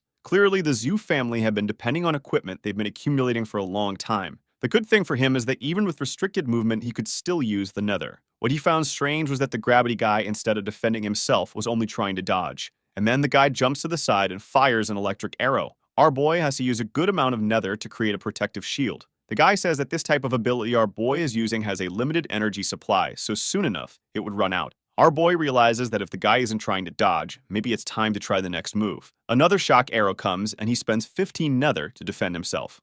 At the same time, he buries some of his energy into the ground. He spends another 15 to launch a series of attacks. The other guy steps in to protect his friend. But what they haven't noticed is that nether had already seeped out from under their feet. Our boy pulled his shikamaru, controlling both of their arms, and they couldn't use their items. At that moment, he approaches, saying that with their hands bound, they're useless. He pulls out another dagger and stabs the guy in the stomach who can't move. However, the guy activates telekinesis on his own arm to hit Zhang Ping's arm. With that, he congratulates Zhang Ping for the attempt but says that this is the end. However, in that moment, our boy releases all the flame he had stored up, and with that, the man has to throw him far away. But as he's sliding back, an electric arrow is already coming. And man, this one hits him in the chest. It looks like his clothes are fireproof, and the guys say he's got quite a few tricks up his sleeve too. It was a shame, but this was where it was going to end. However, Zhang Ping only replies that the time has come. The guy laughs, asking if he's talking about his own death. But as water flows over him, Zhang Ping says he was only buying time. One of them manages to defend and counterattack, but the other is already stabbed in the chest. The problem is that this time, our boy won't come out unscathed. However, at that very moment, Sizzy is already beside the guy, who realizes that this cursed woman killed his friend in one move. She slashes at him, and he defends himself with the tip of his bow. But her level is much higher, and the poor guy has no chance. He asks who she is, but she just ignores him. She keeps attacking the fool, leaving him no chance to escape. He already knows that in a few more seconds, he'll be dead. With no other choice, he had to use it and pulls a ring from his hand. He slips it on his finger, and suddenly it begins to glow with electricity. A lightning bolt starts to fall, and she tells him to stop. A gust of energy and wind rises to the sky. She approaches, at least relieved that Zhang Ping was alive. The man took advantage of the lightning to create distance between the two of them. It was a shame that they couldn't capture anyone from the Zhu family alive. Meanwhile, our boy is on the ground, completely drained. The Manny tells her to hurry back and bring Zhang Ping. Sizzy asks what happened. She explains that the illusory curtain had been breached. Man, it's the dangerous Lu Xiu. The fool, who I think is that vice president, asks why he was summoned. She questions how the preparations for the beasts outside the city were going. He says that, just as she ordered, everything was in place. It's at that moment that the giant lightning bolt falls in the distance. She wants to know what that sound was. The vice president recognizes it as the myriad call of thunder, which means the guy he sent out ran into trouble. It seems like he's up to something sneaky. He says it was probably just a random thunderbolt, but Lu Yu questions if he really didn't see anything unusual. Trembling, he says no. Everything seemed perfectly calm. She then asks why he seems so nervous. He assures her she can trust him. He's been tracking thunder for a long time and knows each one. She realizes the bastard is lying. And the problem is that outside the wall, she can't sense things clearly. It was exactly like that other time when that guy was about to die. But as soon as she turned the corner, he completely disappeared in an instant. There must be someone of high level using illusion-type techniques in this city. Normally, humans don't affect the foxes, but this one was messing with their perception. Maybe the entire city was under some kind of illusion. Man, she casts a jutsu and activates a domain expansion. The illusory barrier begins to crumble. Stizzy wonders where that girl the men tried to kidnap had gone. Stizzy turns to Zhang Ping and says she doesn't know why, but the barrier was disappearing. Our boy is lying on the ground like a fool, calling out her name. She points to the side and tells her to use that lantern. Meanwhile, Lu Xiu's energy continues to sweep through the city, examining every point, trying to figure out what's happening. Finally, she senses she has found the Dan Rat, a man carrying a saying on his shoulder, whom she had almost forgotten about in all the chaos. Immediately, she jumps toward him, and the man says she better wait. Now he knows there's a problem because he couldn't stall her. Everyone receives the message about one of the purging squad agents' aims, Zhang Ping. He encountered two of their agents, who are now dead. Because of the boy, they had no choice but to use the myriad call of thunder to ensure at least one of them survived. Besides the squad, Zhang Ping is also linked to the Soul Iron Forge. At that moment, one of them asks what Lu Xiu is doing there. And suddenly someone screams. A man tells Zijin to explain what's going on. However, at that moment, the old man appears and says the plan has failed. Zijin, who provided the information, had been killed by a fox. The problem is that the saint, who poses the greatest threat to the foxes, is now under their control. Lu Xiu knows she can't kill the saint, so she plans to send her back to the Lord's mansion. The man asks what they're going to do now that they won't be able to control the foxes. The old man says he knows of a passage that leads directly to the outer entrance of the mansion. Only he knows about that place, and they can release a bunch of beasts to make the foxes' lives difficult. That way he could take advantage of the chaos and rescue the saint. Another one says it's easier said than done, especially since Princess Lu Kaiyu will be guarding that place. The man says they'll have to use a plan to lure Zhang Ping since she's probably hunting him. If they send an attack on the Soul Iron Forge, Zhang Ping will go to defend it and Lu Kaiyu will show up to kill him. While the purging squad and the foxes are fighting at the forge, they'll take advantage of the situation to cause chaos at the mansion. One of them says this would mean breaking all ties they have with the foxes, so failure isn't an option. Obviously, no one must know they are descendants of the Zhu family. The guy with the black eye warns that the fate of the Zhu family is in Zemon's hands. Stizzy is asking if he's awake and how he's feeling. Our boy gets up, wondering where he is. He explains that he's at the purging squad base because they didn't have time to take him anywhere else. He sees Jimbo lying there and asks if he's really that badly injured. He explains that Jimbo fought Lu Kaiyu, who seems to be on the move. At that moment, someone says he's already standing. It's Suji, who says he fought against 3 people 10 levels above him and still walked away after taking one down. Usually, someone dies instantly if they fight someone 5 levels higher. Sizzy introduces the girl, saying she's the one with the solar recharge, and that she took care of him. Our boy says he was lucky, and it's thanks to them that he made it out alive. The girl replies that it wasn't a big deal, but besides that, she can't maintain the illusory curtain anymore. Enough chit-chat, he needs to explain everything that happened as they need more information. The girls, it seems, have been working double shifts to try to understand what's going on. They're all asking to be fired for a few days. Manny says the cursed Xiaowei was awake, so it was time for her to help, but clearly she wasn't that awake. She keeps getting beaten every hour to try and wake her up. At that moment, Shibai enters the room and sees the two fighting like madmen. He says he really needs more staff because they're being forced to work so hard. Then our boy walks into the room. Shibai explains that the Zhu family and the foxes seem to be working together, but that no longer appears to be the case. And the fact that they used that drive-in shows they were already aware of the illusory curtain. He knows that submission isn't the Zhu family's style. This means they're just waiting for the right moment to deal with the foxes. The headmaster of Rai Academy, known as Shan Hali, died 14 years ago without any heirs. But soon after, a girl named Shen Junting was announced as granddaughter. She didn't seem to have any connection to Pearl City, so she must be from a village outside. But it was likely the Academy's headmaster who wanted to keep her completely hidden. Because of this, they have no records of her, and it's impossible to know what ability she possesses. However, Zhang Ping says he knows the ability because he analyzed her earlier. What she possesses is called the blood of the saint. Shibai wonders if she could be from the ancestral sacred village. However, that would be too much of a coincidence. Meanwhile, our boy explains her ability. At that same moment in the Lord's mansion, Junting excitedly asks if her sister always lives there and why she seems so angry. Clearly furious, she says it's nothing important. Junting tells her to drink some tea because sweet things make you happy when you're mad. However, obviously Lu Xiu isn't in the mood for jokes and tells her to die. A terrible aura passes over the girl, but she opens her eyes and glares with a golden light. Xiu's attack seems to have no effect and the girl pretends nothing happened. She offers her a cookie, asking if she's not in the mood to eat it. She pops it into her mouth, saying the cookie is really tasty. Meanwhile, Xiu can't understand why she can't kill this girl who's all smiles, saying it's delicious.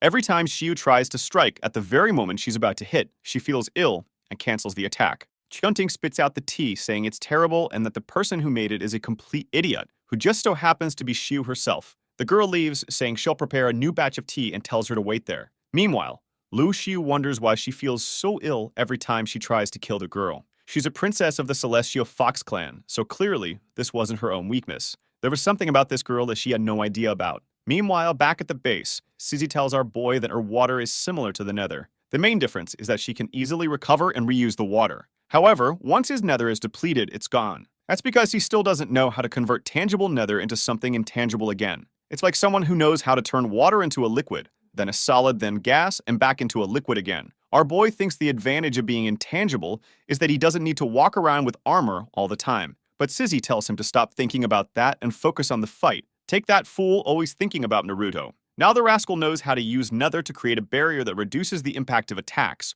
She sends a blizzard his way, saying his luck is that it's easy for him to collect more nether since all he has to do is feel fear. And the boy was there, breakdancing on the floor, until he realizes that the ice on the ground had turned into water. He had focused too much on what was coming from above and got distracted, ending up captured. Stissy says the big problem, however, is that if the enemy doesn't fear him, he'll quickly run of nether. But John Ping says that if an attack is strong enough, that's all he needs. And right then, the dagger flies toward her. She says she wants to find out how strong this so-called attack of his is. She creates a water prison as the energy accumulates, but the dagger easily pierces through the barrier. Our boy says it looks like he warns since her barrier couldn't resist that. She gazals the barrier and says that this nether energy must come from some kind of king-level beast, but she warns him that if it had been a real fight, he wouldn't have stood a chance. Suddenly, her waters begin to bubble, and the boy is burned. She tells him he needs to study more and understand the true nature and his ability. She can transform her water into ice, hot water, or even steam, and each of these options have the potential to change the pace of a fight. He asks her what she thinks of the giant spider he made.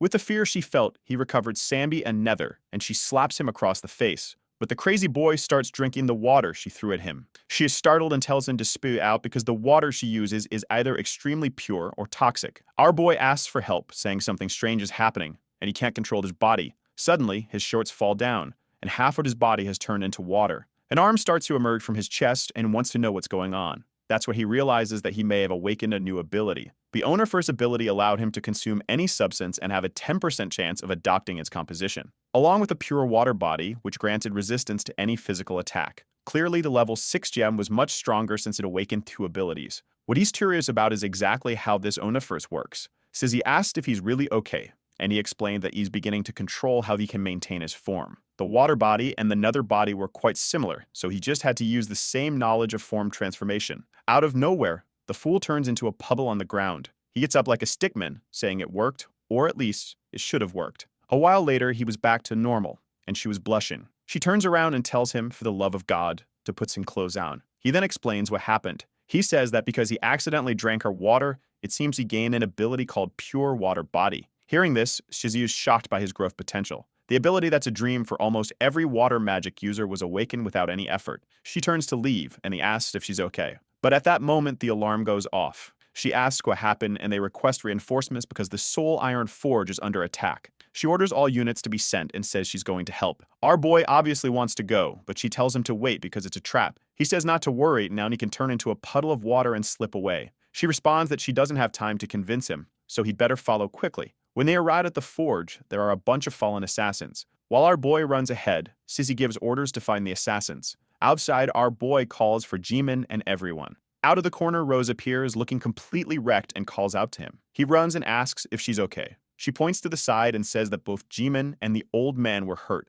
A severed hand lies on the ground. Sissy tells him to take care of her while she checks on the other two. Man, the poor girl lost her arm. Our boy is devastated that this happened to her. She reassures him, saying it's okay, she won't die just because she's missing an arm. At that moment, people start coming out of the forge. Stissy orders them to take everyone for treatment right away. She tells our boy not to worry. She was unconscious, but she'll be fine. Sissy thanks him for being alive, but warns him to be careful, as he's made some extremely powerful enemies. He tells her not to worry and just focus on recovering. Stissy then says that it looks like the forge is no longer safe, so they're going to move everyone outside the city. Our boy recognized the assassins' uniforms and knew it was the damned Zhu family who came to take him down. At that moment, someone comments on an energy fluctuation and asks if the two humans are involved. He recognizes the voice as Lu Xiu's. She sends an attack, saying she won't let any threat escape so easily. Our boy manages to grab Sissy and push her aside. Xiu says he's impressive. It seems he really sensed her attack coming. Sissy replies that she's fine, but finds it strange that she arrives so quickly, given that this operation was a secret.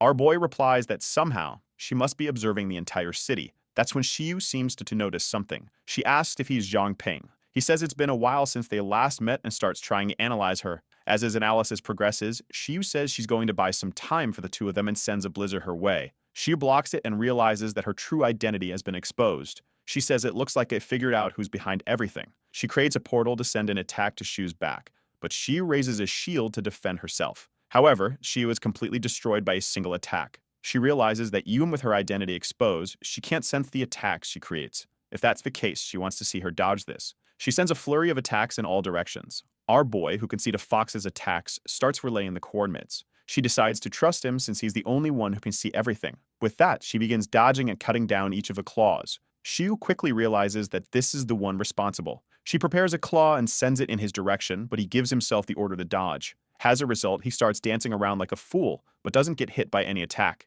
And Xiu already realizes that this bastard can see through their disguises.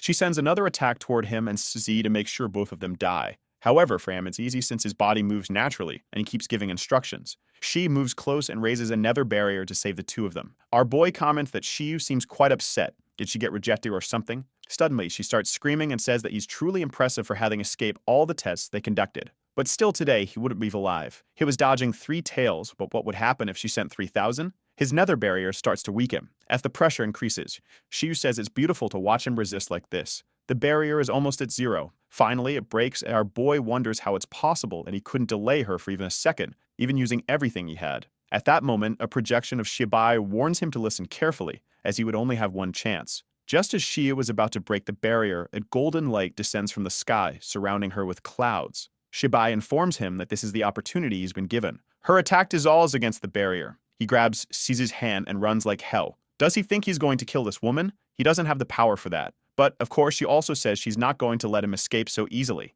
She raises her hands and breaks the barrier that Shibai had created. With that, she begins ordering all the foxes, telling them to locate Zhangping and not let him escape. Moments later, they were already at the base of the purging squad. He passes all the information to Sister Rose and tells her to be careful, as it's no longer safe outside. He apologizes for getting them all involved in this. She tells him not to worry, it's just an arm. Besides, she should be the one thanking him for saving everyone's lives. He says she doesn't need to worry. He'll do his best to rebuild a forge. But for now, they'll have to stay hidden outside the city as it's the only safe place. Meanwhile, Sizzy thinks to herself that our boy has grown so much, and she hadn't even noticed. At that moment, Rose mentioned that the white-haired girl was waiting for him. Zhangping goes outside and asks what she wants with him. She asks why he called her Sizzy when he normally calls her big sister. Our boy feels embarrassed. He thought it was fine to call her something more familiar after everything they've been through together. But she says it's okay. He can call her whatever he wants. But they need to hurry. His identity had been exposed, and they would have to wait for further orders from the captain. But for all the help he's given to the purging squad, he was about to receive a reward. He asks what this golden blood is. She explains that it belongs to Jimbo. It provides extremely fast recovery and extends the lifespan of all veterans in this place. He's supposed to consume it and try to absorb one of the powers, as he usually does with his technique. Additionally, there's a chance it could be passed down to descendants, so maybe the women will take more interest in him. He says he's not sure it has a guarantee, and besides, he doesn't have any women, so there's no reason to think that far ahead. Then he drinks the blood, hoping the owner first ability activates. He asks if she felt anything, and she says that strangely, it doesn't seem like anything changed. Until, suddenly, his hand starts turning red. He analyzes it and sees that the owner first ability is activated. Now he has the pure blood body, which accelerates the recovery process. He quickly realizes that the owner first ability gives him an additional chance to gain limited powers. Sissy asks what's happening with his hand. Her glasses are turned off and he notices she has a huge scar across her face and asks what happened. She says it's nothing serious, but our boy knows she's hiding something. She asks if he feels any other difference, and he says he seems to be aware of most of the creatures around him. It's as if he can blend in with them and heal wounds. She says that maybe with this ability, he can help his friend recover her arm. He says that from what he's sensing, as long as there's enough blood, he could reconstruct a human body with just a piece of skin. A pure water body provided defense, and a pure blood body provided recovery. She tells him to go help his friend right away. But before he leaves, our boy says he'd like to have a conversation with her later as friends, not as allies. Blushing slightly, she says that's fine. Meanwhile, in the forest outside the city, a flock of birds seems to be fleeing. That's because a legion of beasts is approaching. Man, those creatures are incredibly ugly. Back at the base, Manny seems to be keeping an eye on what Shibai is doing. He's reviewing the records from the sacred village. He replies that she might not remember, but they committed several terrifying acts when they were in power. It was at the beginning of everything, when the Zhu family of beast tamers were still considered heroes. They helped people survive that great calamity. At that time, the leader of the family, Zhu Shiyang, partnered with the bird of the sun god. He flapped his wings in the sky every day to bring light and warmth for the people of the city, and he continued doing this for 10 years until he died of exhaustion. After that, he was buried on Sunset Mountain, which is outside Pro City. Some people who idolized him began to live near the tomb. And that's how the sacred village was formed outside the city. She says she understands but asks what this has to do with what's happening now. He explains that every 100 years, a saint appears in that village. She has a bloodline that can protect them from any beast attack. Manny now understands and asks if he's saying that Jumpting might be this saint. Shibai says yes, and the Zhu family's plan was probably to use this girl to control the foxes. She says that makes sense, but it's strange that this saint appeared at the academy out of nowhere.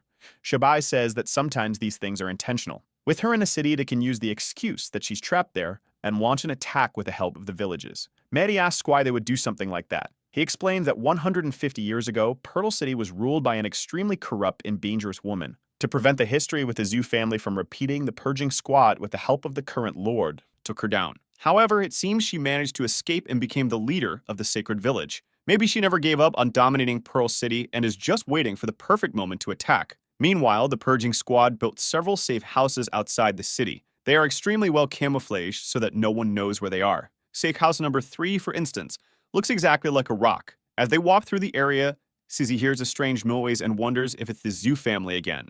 The problem is there are a lot of injured people, and she'll have to leave Zhang Ping to take care of them. The question is whether he can really handle something like that. At that moment, our boy excitedly shouts that it worked. Seeing the lantern, she asks if that's the one that ran out of energy. He says yes, but he thought it would be a waste to throw it away, so Gib try and recharge it. Whether with fire or pure water, he even tried using blood to charge it, until finally he managed to fill it with nether. It's now another lantern that hides his scent and prevents others from checking his information. Our boy points out that it now seems stronger than before. It was a lucky break, but it's good because they're now protected. With the safety of the place secured, they could explore the area, including a storm of beasts heading their way. Our boy observes and says that there might be a bit more than he expected. It looks like the Zhu family is already using their beast control. At that moment, Suzy alerts everyone at the base, saying more than 10,000 beasts are heading toward Pearl City. Zhangping, however, comments that the beasts seem to be running away from something rather than chasing something. That's when he gasps in shock. He points in a direction and tells Suzy to take a look. She's not thrilled with what she sees either.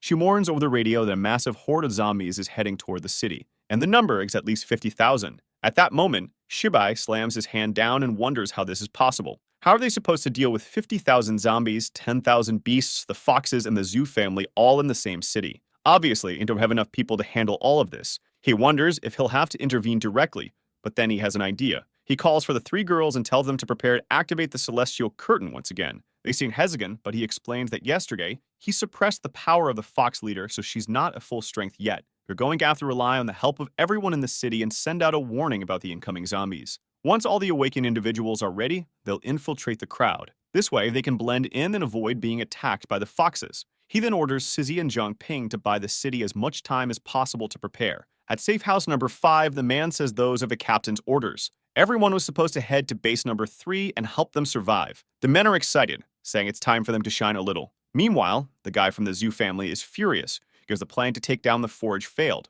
He sends a message saying that Lu Xiu is not in a lord's mansion. At that moment, the person on the other end says they've encountered some problems. A giant horde of zombies has appeared outside the city, and they don't know who's behind it. He tells them to stop the small talk and come up with a plan or everything will fall apart. He needs to find that saint as soon as possible before they lose their chance. At that moment, he looks back. The city's main squad is passing by, and he recognizes the captain as Link Dai. The chubby guy already said that the city's ward wasn't there and asks what the captain is doing there. But the man is completely ignored, and the captain heads for the door. At that moment, he begins to open it. The chubby guy is confused by what is happening. There's a serenade going on, and everyone is dancing romantically. Jumpting tells them to join in and have fun with everyone. Link D takes a sip of the drink. He regains consciousness and wonders how he ended up there. That's when he remembers the plan was to capture someone named Zhang Ping. Jumpting says he must be a bit lost, and the man wonders if she's the one who made him appear there. As soon as she gets close, he feels that she's some kind of king of his species. She tells him not to waste anything, and immediately,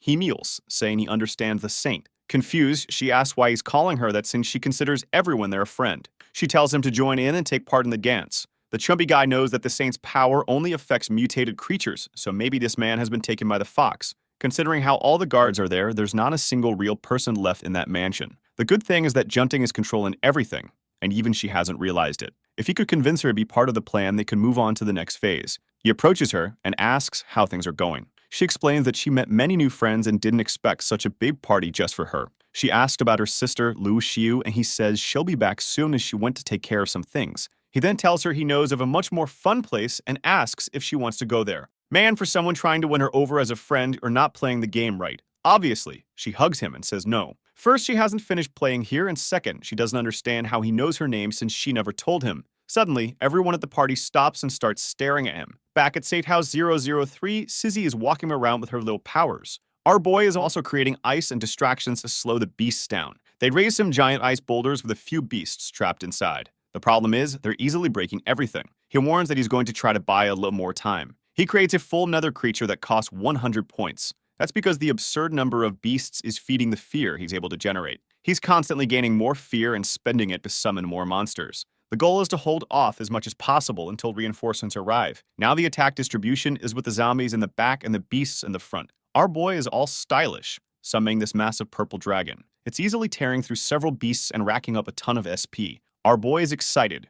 Even though it's a disaster, he's definitely leveling up a lot. The beasts, not being stupid, start changing course to avoid the dragon. But for him, this was perfect since they weren't even fighting, and he was earning experience just by killing the fleeing beasts. Meanwhile, some ice shards are piercing other creatures. Sizzy is taking down the creatures, destroying the front line with headbutts. Our boy only compliments her. As he wonders how many creatures he's already killed, it seems like it's never ending. And the problem is that eventually there were so many that he didn't even have time to hit them all, until a fireball and a lightning bolt came. Man, I thought it hit someone else, but it got him right in the forehead. He turned around thinking someone had arrived. But in fact, the zombies were awakened. It seems like the usual stereotypes didn't work in this filthy world. With his analysis, he saw they were level 6 ancestral zombies from the village. Now the problem had become much bigger since these creatures were much smarter and even had powers. He needed to warn everyone at the base as quickly as possible. He starts flapping his wings and kicking everything away. Sizzy creates a water circle around him and warns him to be careful not to let those creatures get too close.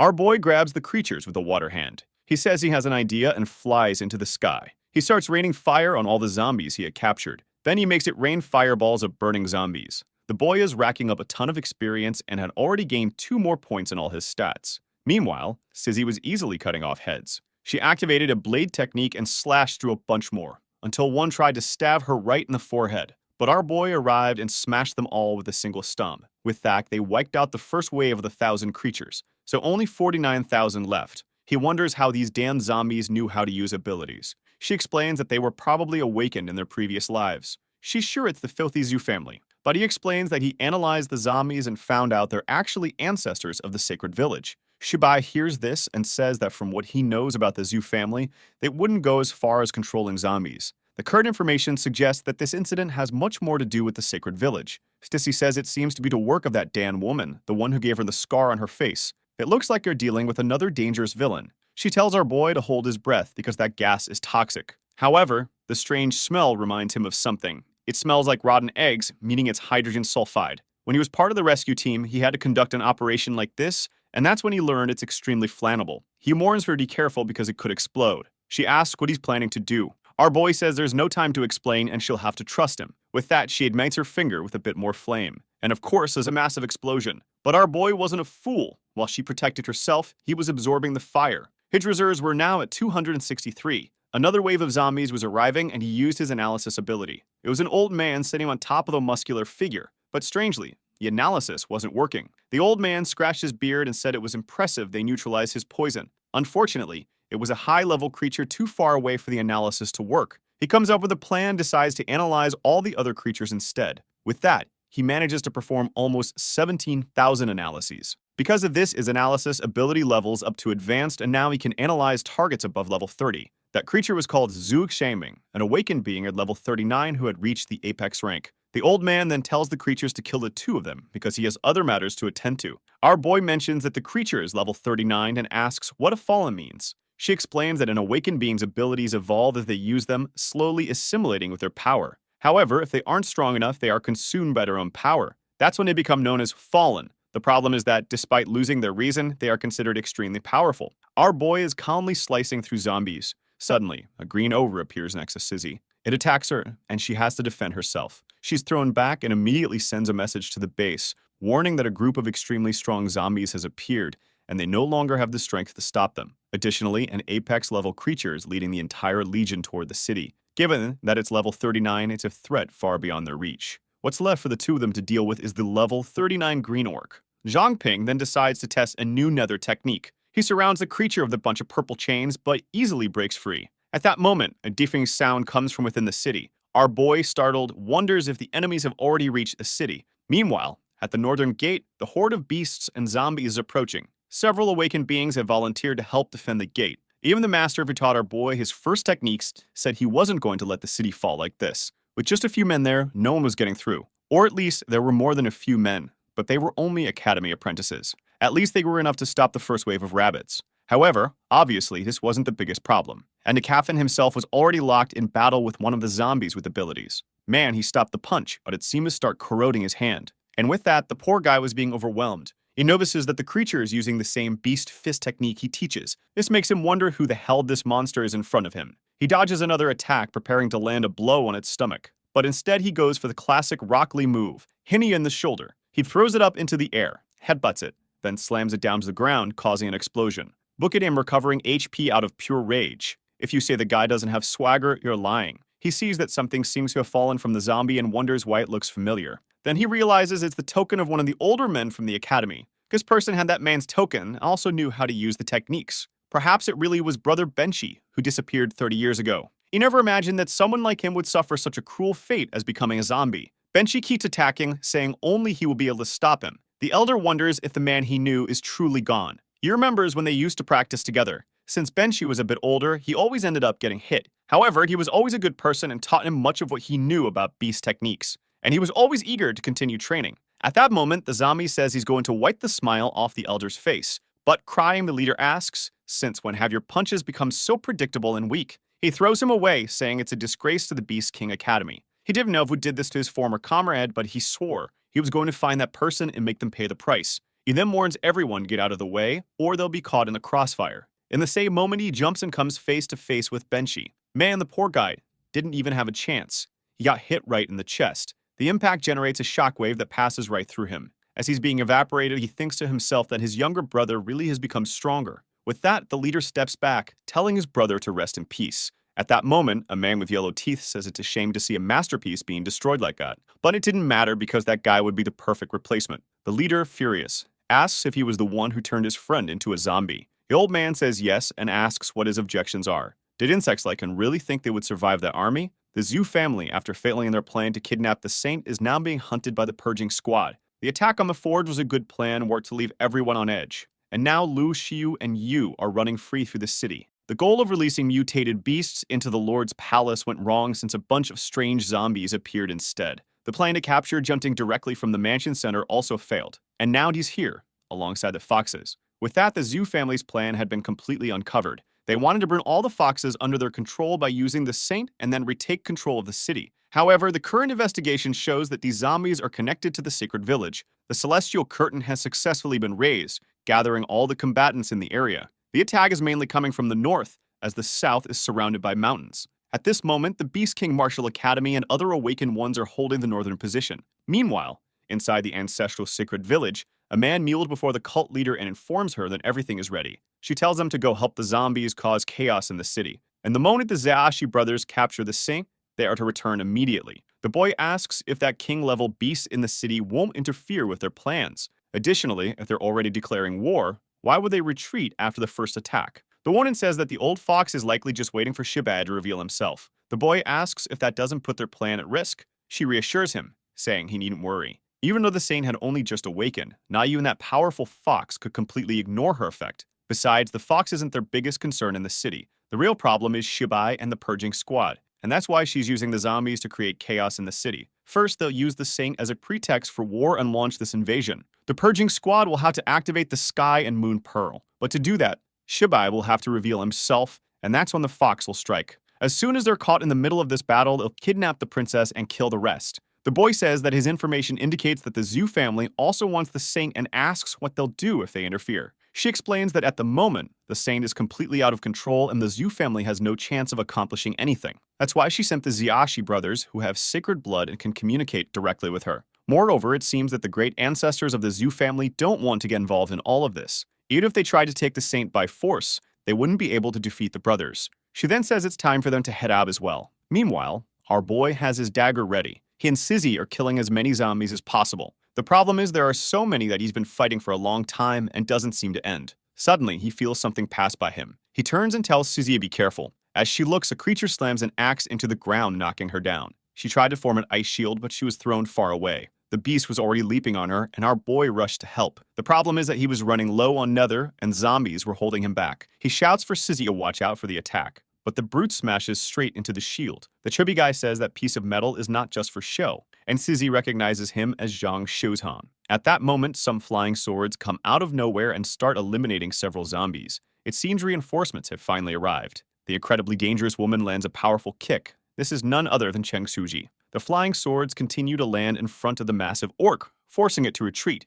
Chinmead arrives and asks Stizzy if her swordsmanship is getting rusty. He delivers another series of strikes to the orc and tells her not to let her guard down. No physical attacks seem to work on that creature. Our boy, feeling confident, says he knows how to beat it. He asks the senior to keep it occupied. Man, the guy is pretty nice. He listens to the boy and charges forward. With a reverse strike, he's holding back the giant axe. Zhang Ping noticed that this guy is controlling the creatures with toxins. He knows toxins are flammable and tells the brute to eat this attack. He slams a hammer with scales right into the beast. Now that it was embedded, the fun part began. He slashes the creature's back with flames. With that, all the toxins inside the creature begin to combust. York falls to the ground, bloated. Tsuji says these guys were really tough. However, our boy warns that the real tough ones are near Pearl City. He explains that there are some injured people at base 003, and they're being kept hidden thanks to an item. Shinming says they received the situation report from the boss and that they'll take care of those people. He tells him to head back to the city because his power will be more useful there. But what if he just stands there saying nothing? Ming tells her to go with him as there are enough people here already. With that, she runs ahead, telling the boys to follow. At the northern gate, it's absolute chaos. He's right in the middle of this war. The Beast Academy Master is there, all fired up and buffed, killing everything. Instructor Baidi is in his transformed form, helping on the front line, when suddenly, Thiago turns around. It's a fireball, and it's not letting this guy leave alive. However, the Martial King delivered a punch, changing its path. He turned to the level 39 zombie and asked if that was all he had. The old man wonders why he's been encountering so many fire-type creatures lately. The other one is about to throw a punch at him, but he just says it looks like he's being underestimated.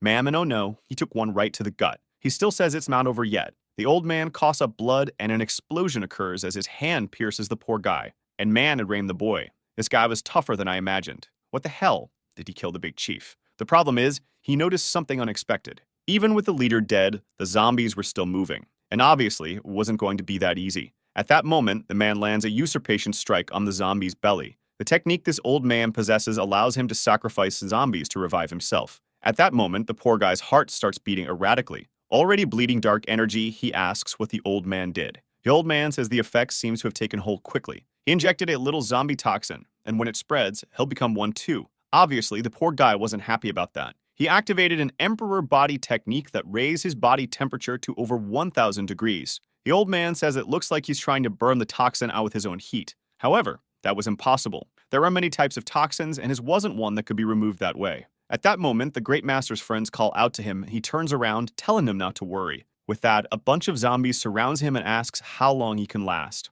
The poor guy is getting beaten, but says they'll pay the price no matter what. The old man says it seems he doesn't understand the situation, and since he's missing his friend, he'll give him the chance to join him. The Great Master starts realizing that he has to end this now. He throws a punch right at the red zombie. Man, the guy doesn't stop. He sends the zombie flying. The problem is his power is starting to run out. The poison is spreading too fast, and what he had at that moment wasn't enough. His body didn't even have the energy to maintain his final form. At this rate, he turned into a zombie, and the entire northern gate would fall. That's when two shadows approach the battle. Sizzy tells our boy that she received information that the Great Master is in bad shape. They rush past the zombies with her saying they need to rescue him first. The poor guy is nearly unconscious, wondering who's coming. From a distance, she shouts for him to hold on a little longer. She unleashes some attacks, knocking the zombies off him. At that moment, he saw an opening, and Mammy throws a hurricane punch, sending everything flying. He tells our boy to run away because he's going to turn into a zombie, but John Ping tells him not to worry because he'll heal him. He activates his pure blood body. The master is shocked and says that method is quite unusual. Not only did it heal his wounds,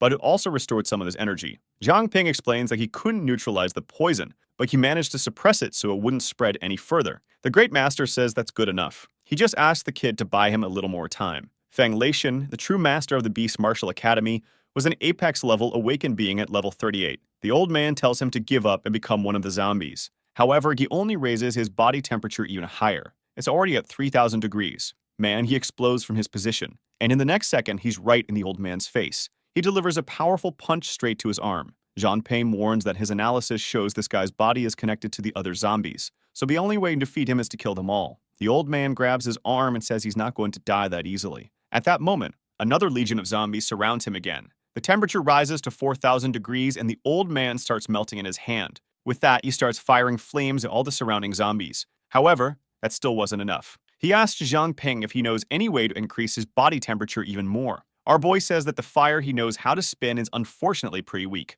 Man, now I understand our boy has turned into blood and is inside the Great Master's body. Zhang Ping hands over some scarlet scales and tells him to try using them. The master immediately consumes everything. Meanwhile, another legion of zombies starts advancing toward him. At the same time, a pillar of fire rises to the sky, freezing everything around it. People were saying they never thought they'd see the Great Master in that form again. That was a sign that battle was about to end. The flaying emperor had returned in his sunfire form, reaching temperatures of 6,000 degrees. With that, not even the most resistant toxin could survive inside his body. He warns Peng that the form he's taken will cause severe damage to his own body, so he'll need help. He tells the rest of the group to move back to avoid getting caught in the crossfire. Everyone obeys immediately, running back toward the city. The zombie, reconstituting itself, realizes that the toxin it planted is gone. He immediately calls for all units to gather forces and finish him off. But the master activates his supreme beast technique and lets out a breath. The entire legion was charging at him, and he just turned his head, breathing fire on everyone. With a single breath, over 20,000 zombies return to ashes.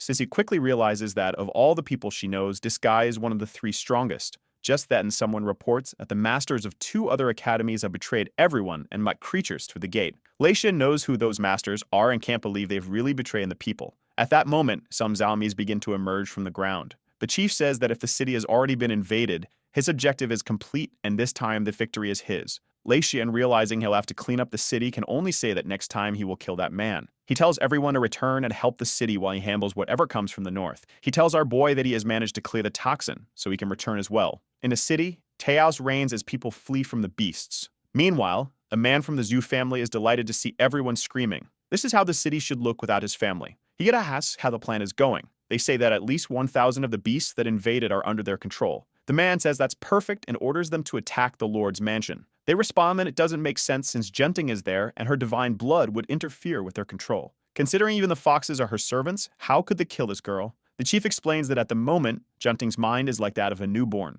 She's unconsciously controlling the creatures around her. However, if too many of them approach, her ability will lose control. At that point, the mansion will fall into chaos, and they'll be able to capture her. Meanwhile, she was licking Junting's face, and Junting tells her to stop. Slowly, she starts to open her eyes.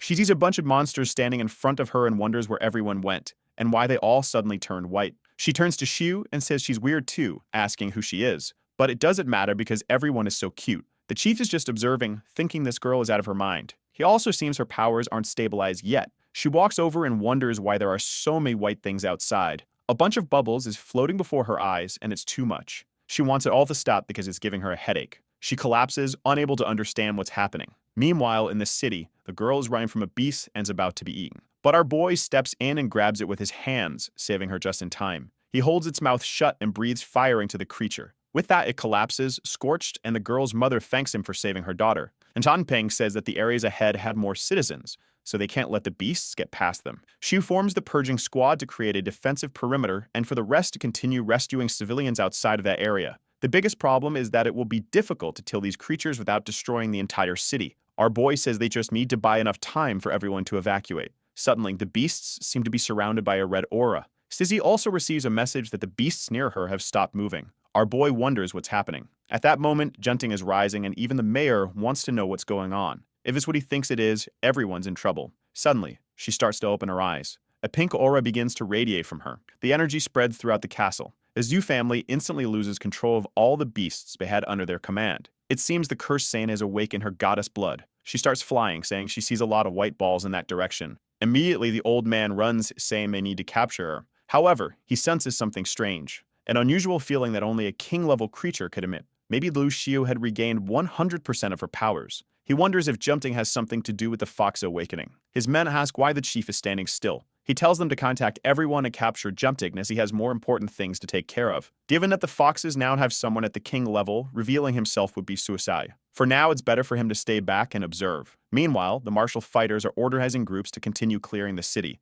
Baibi asks the Great Master how he's doing. He says he managed to recover after that fight. He then punches the wall, saying that those damn traitors have been in the city. The Great Master tells him to calm down and remember that they need to rescue everyone from the city. Considering the chaos going on, their focus should be on saving as many lives as possible. At that moment, 2 people on the left point out that a group of awakened ones is approaching from the north. As they arrive, they say that no one will enter the city. They are immediately recognized as members of the Burning Sun Martial School, and the bald man in the middle is one of the traitors who opened the gate. The Great Master asks how the hell will Ruyu have the nerve to show his face there. He tells everyone from the Beast Martial Academy to prepare because these guys are traitors.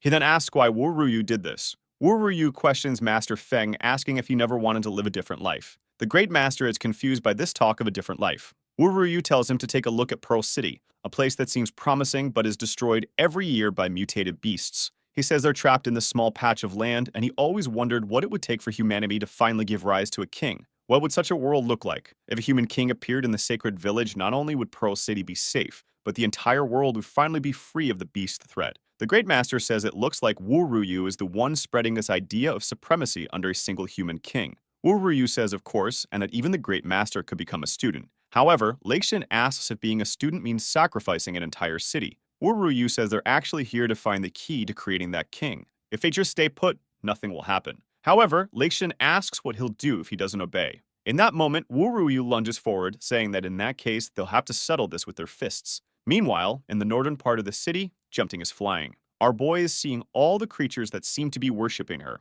It appears the mutated beasts have stopped because of her. She's flying, saying that this bunch of white energy is so cute. However, Mam Chu Jumting has so many stars and worse yet has become a fallen human. Sizzy asks if that's true. Before he can respond, she pulls him down, saying someone had arrived. It was members of the Zhu family who were trying to kidnap the girl, but were terrified. After all, she had stolen all the beasts that were under their control, and they have lost communication with the rest of their group. It was impossible for the two of them to complete this mission alone. Suddenly, someone says it's amazing that the Zhu family finally revealed themselves for a second. Apparently, they were braver than the others they encountered last time. The ones who appeared were the Celestial Tribe brothers, level 25 humans with 5-star potential. Our boy immediately relays their characteristics to Sizzy, who says this is the perfect chance to extract some information. The brothers talk about turning the Zhu family members into zombies. The Zhu family members realize they're behind everything that's happening in the city and tell them to resolve it quickly. With that, the idiots charge forward. However, they haven't even started fighting yet, and they're already being poisoned. The brothers stand still, calling them pathetic and saying they thought they'd be stronger.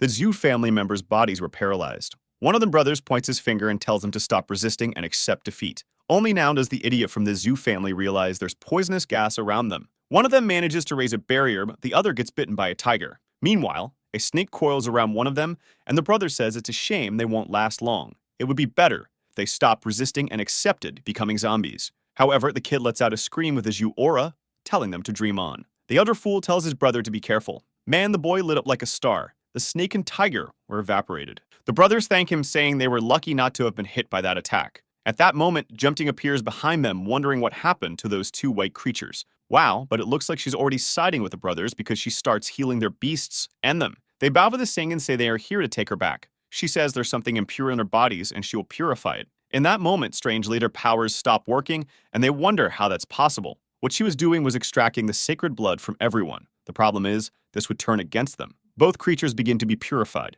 And in the next moment, Jumting says now they're all clean. She hugs the tiger, asking if he likes it here and saying they can go watch the other animals. She walks off with the creatures and the brothers realize she's already mastered the goddess of blood. The problem now is that it's going to be much more difficult to take her back to the village since she's lost her mind. One brother says that for now they need to focus on returning to the city and the leader will come up with a new plan. Upon hearing this, Sizzy gets angry, realizing that the leader is already there. Zhangping gets worried and asks who this leader is. Sizzy explains that her name is Lai Aksu, the most dangerous criminal wanted by the Purging Squad. She was the one who killed the master and also left the scar on Sizzy's face. Additionally, she's strong enough to face Shebai head-on, so they need to find out if this monster is really in the city. Even though they can't deal with Jumting, at least she's out of the city for now. And now that she's taken those beasts, this is the perfect chance to capture these guys. They were escaping when a barrage of ice struck them from behind. One of the brothers pushes his sibling aside, saying that more people were hiding nearby. He was about to make a move, but Sizzy had already landed a helium strike on his arm. The man calls out to his brother, unaware that Zhangping is already behind him. And just like that, another fool is captured. Our boy says that if that poisonous mist is activated, both of them will suffer a lot. Sizzy immediately demands that they reveal their purpose in the city and if Lai Aksu is really here. One of the brothers refuses to say anything, so he takes a slash to the chest. Our boy says that they'll keep cutting him while he helps him recover, and it'll take some time, but eventually, they'll spill their secrets. With that, the men begin screaming. Sometime later, Sizzy informs the captain that they have vital information. According to what they discover from the ones they captured, the ancestors of the sacred village are trying to use Xianing, who has awakened the goddess of blood. Additionally, Li Aksu is in Pearl City at this moment. Xiabai says it seems the worst has happened, and he will have to deal with it. He turns to Manny, telling her to prepare the teleportation circle. She asks if they are really going to activate the Pearl of the Sun and Moon. He knows that it's hidden in the center of the city, and once activated, he will be exposed. Plus, the foxes aren't dead. If he reveals himself now, it will be too dangerous. He explains that the original plan was to lure out the Fox King and keep it distracted in a fight while he activated the Pearl. But with the arrival of Lai Aksu, nothing is certain anymore. He will have to take the risk and activate the sun and moon before they can react. There's no time to wait because it's the only chance to save Pearl City. A teleportation portal appears in the city's memorial center, and Shibai and the rest of the team emerge from it. He informs everyone of the situation in Pearl City and what they need to do. He says he can handle the beasts and the zoo family, but the problem is how to overcome the unstoppable will of humans. Lee Oxer is already there and asks if he's really going to risk everything to activate this item. Manny asks how that woman is already here and why she didn't sense her before the teleportation. Shibai tells her to get used to plans not going well against enemies like these. Lai Oxui tells them to give up because the moment they stepped into this place in desperation, her victory was sealed. However, Shibai tells her to give up her pursuit of the Human King's path. She's trying to interfere with the natural order of things, and by doing so, she'll only attract more king-level beasts. She needs to think about what will happen if she fails in her attempt to reach the king level. Lai Oxu simply responds that she won't fail. But Shibai counters by saying she already failed the moment she raised her blade against the innocent. There's no way someone who uses the ends to justify the means is on the right path. She doesn't walk the king's path, but the path of lies. Lei Aksu replies that a pile of bones is necessary beneath her if she is to become a queen. Whether it's the path of kings or lies, people will only remember the victors. Shibai says that her plan makes no sense. While trying to free humanity, she's killing everyone. Lei Aksu says she's tired of talking and knew she wouldn't be able to convince him, which is why she brought friends. The truth is, Lei Aksu doesn't want him to activate the sun and moon because it will attract the foxes, and she doesn't yet have Jumping to control them. Shibai then sees that Yu Chenghai is by her side and asks how the lord of the city could be involved in something like this. Shanghai says that Lai Oxui is right, the foxes are too strong and they need a human king to survive. However, Shibai says that she's not a leader and in the end she won't win this. But Lord ignores him and says maybe not, but some things need to be done, whether the result is good or bad. He was too conservative and he knew he couldn't be persuaded, so he says that he'll have to ask Shibai to die. In a residential area, an explosion occurs in a park in the south. Junting asks the animals why they seem so scared. Sizzy senses the fluctuation of energy. They see that Junting and all the beasts she was controlling are being drawn to the city. They imagine that the captain must have started the fight. She notifies someone from the team to come and pick up the two brothers while they run off to help with the battle. In the middle of the city, everything is a mess. Meanwhile, Lai Aksu dodges Shibai's attacks and asks if that's all he's got. He says buying time against her is more than enough. Suddenly, a crystal encases her body. While he begins the activation of the sun and moon, she realizes that his plan was to activate it while she was trapped. She shouts for Yu Chenghai to destroy it quickly, but the three girls from the purging squad block his path, saying they won't allow it. He raises his staff, saying that in that case, the three of them will die trying. He slams it into the ground, sending stones flying everywhere. The girls start arriving just in time. Sizzy raises a barrier to protect Shibai as Zhang Ping approaches. That's when she notices that Lai Aksu, the villain herself, is hovering just above them. And worst of all, the saint Jumping is indeed approaching with a pack of beasts. Lai Aksu sees that the girl is out of control, meaning the ill brothers have failed. The problem is that Jumping's energy is currently in an extremely unstable state. It seems the goddess of blood has fully awakened, and she is in the stage of metamorphosis. Jumping floats above, merely observing. She notices that whatever it is that's frightening the creatures, it also gives her a strange sense of familiarity. As soon as she reaches out her hand, the sphere begins to glow. They're sent to the sky, accumulating energy and even shatters Lai Aksu's barrier. Lai Aksu doesn't understand why so much energy is being drawn from the sphere. Shibai warns that Junting is absorbing all the energy from the sun and moon. With that, Junting rises into the sky, and neither the beasts can resist her pull. Our boy Zhang Ping starts feeling a headache and Sizzy collapses to the ground, unable to do anything. Junting says she feels like her mother is calling out to her. She knows someone is waiting for her outside the city. Lei Aksu is excited. The energy from the Pearl of the Sun has completed Junting's metamorphosis. She then flies off, calling the creatures to come witness it. Junting knows she is responding to the call from the ancestral village. Her willingly going to the village is perfect for their plan. Lai Aksu had been hiding this girl in the city for a decade, all to wait for the right day to awaken her powers. She informs Chenghai that this girl is the key to creating a human king.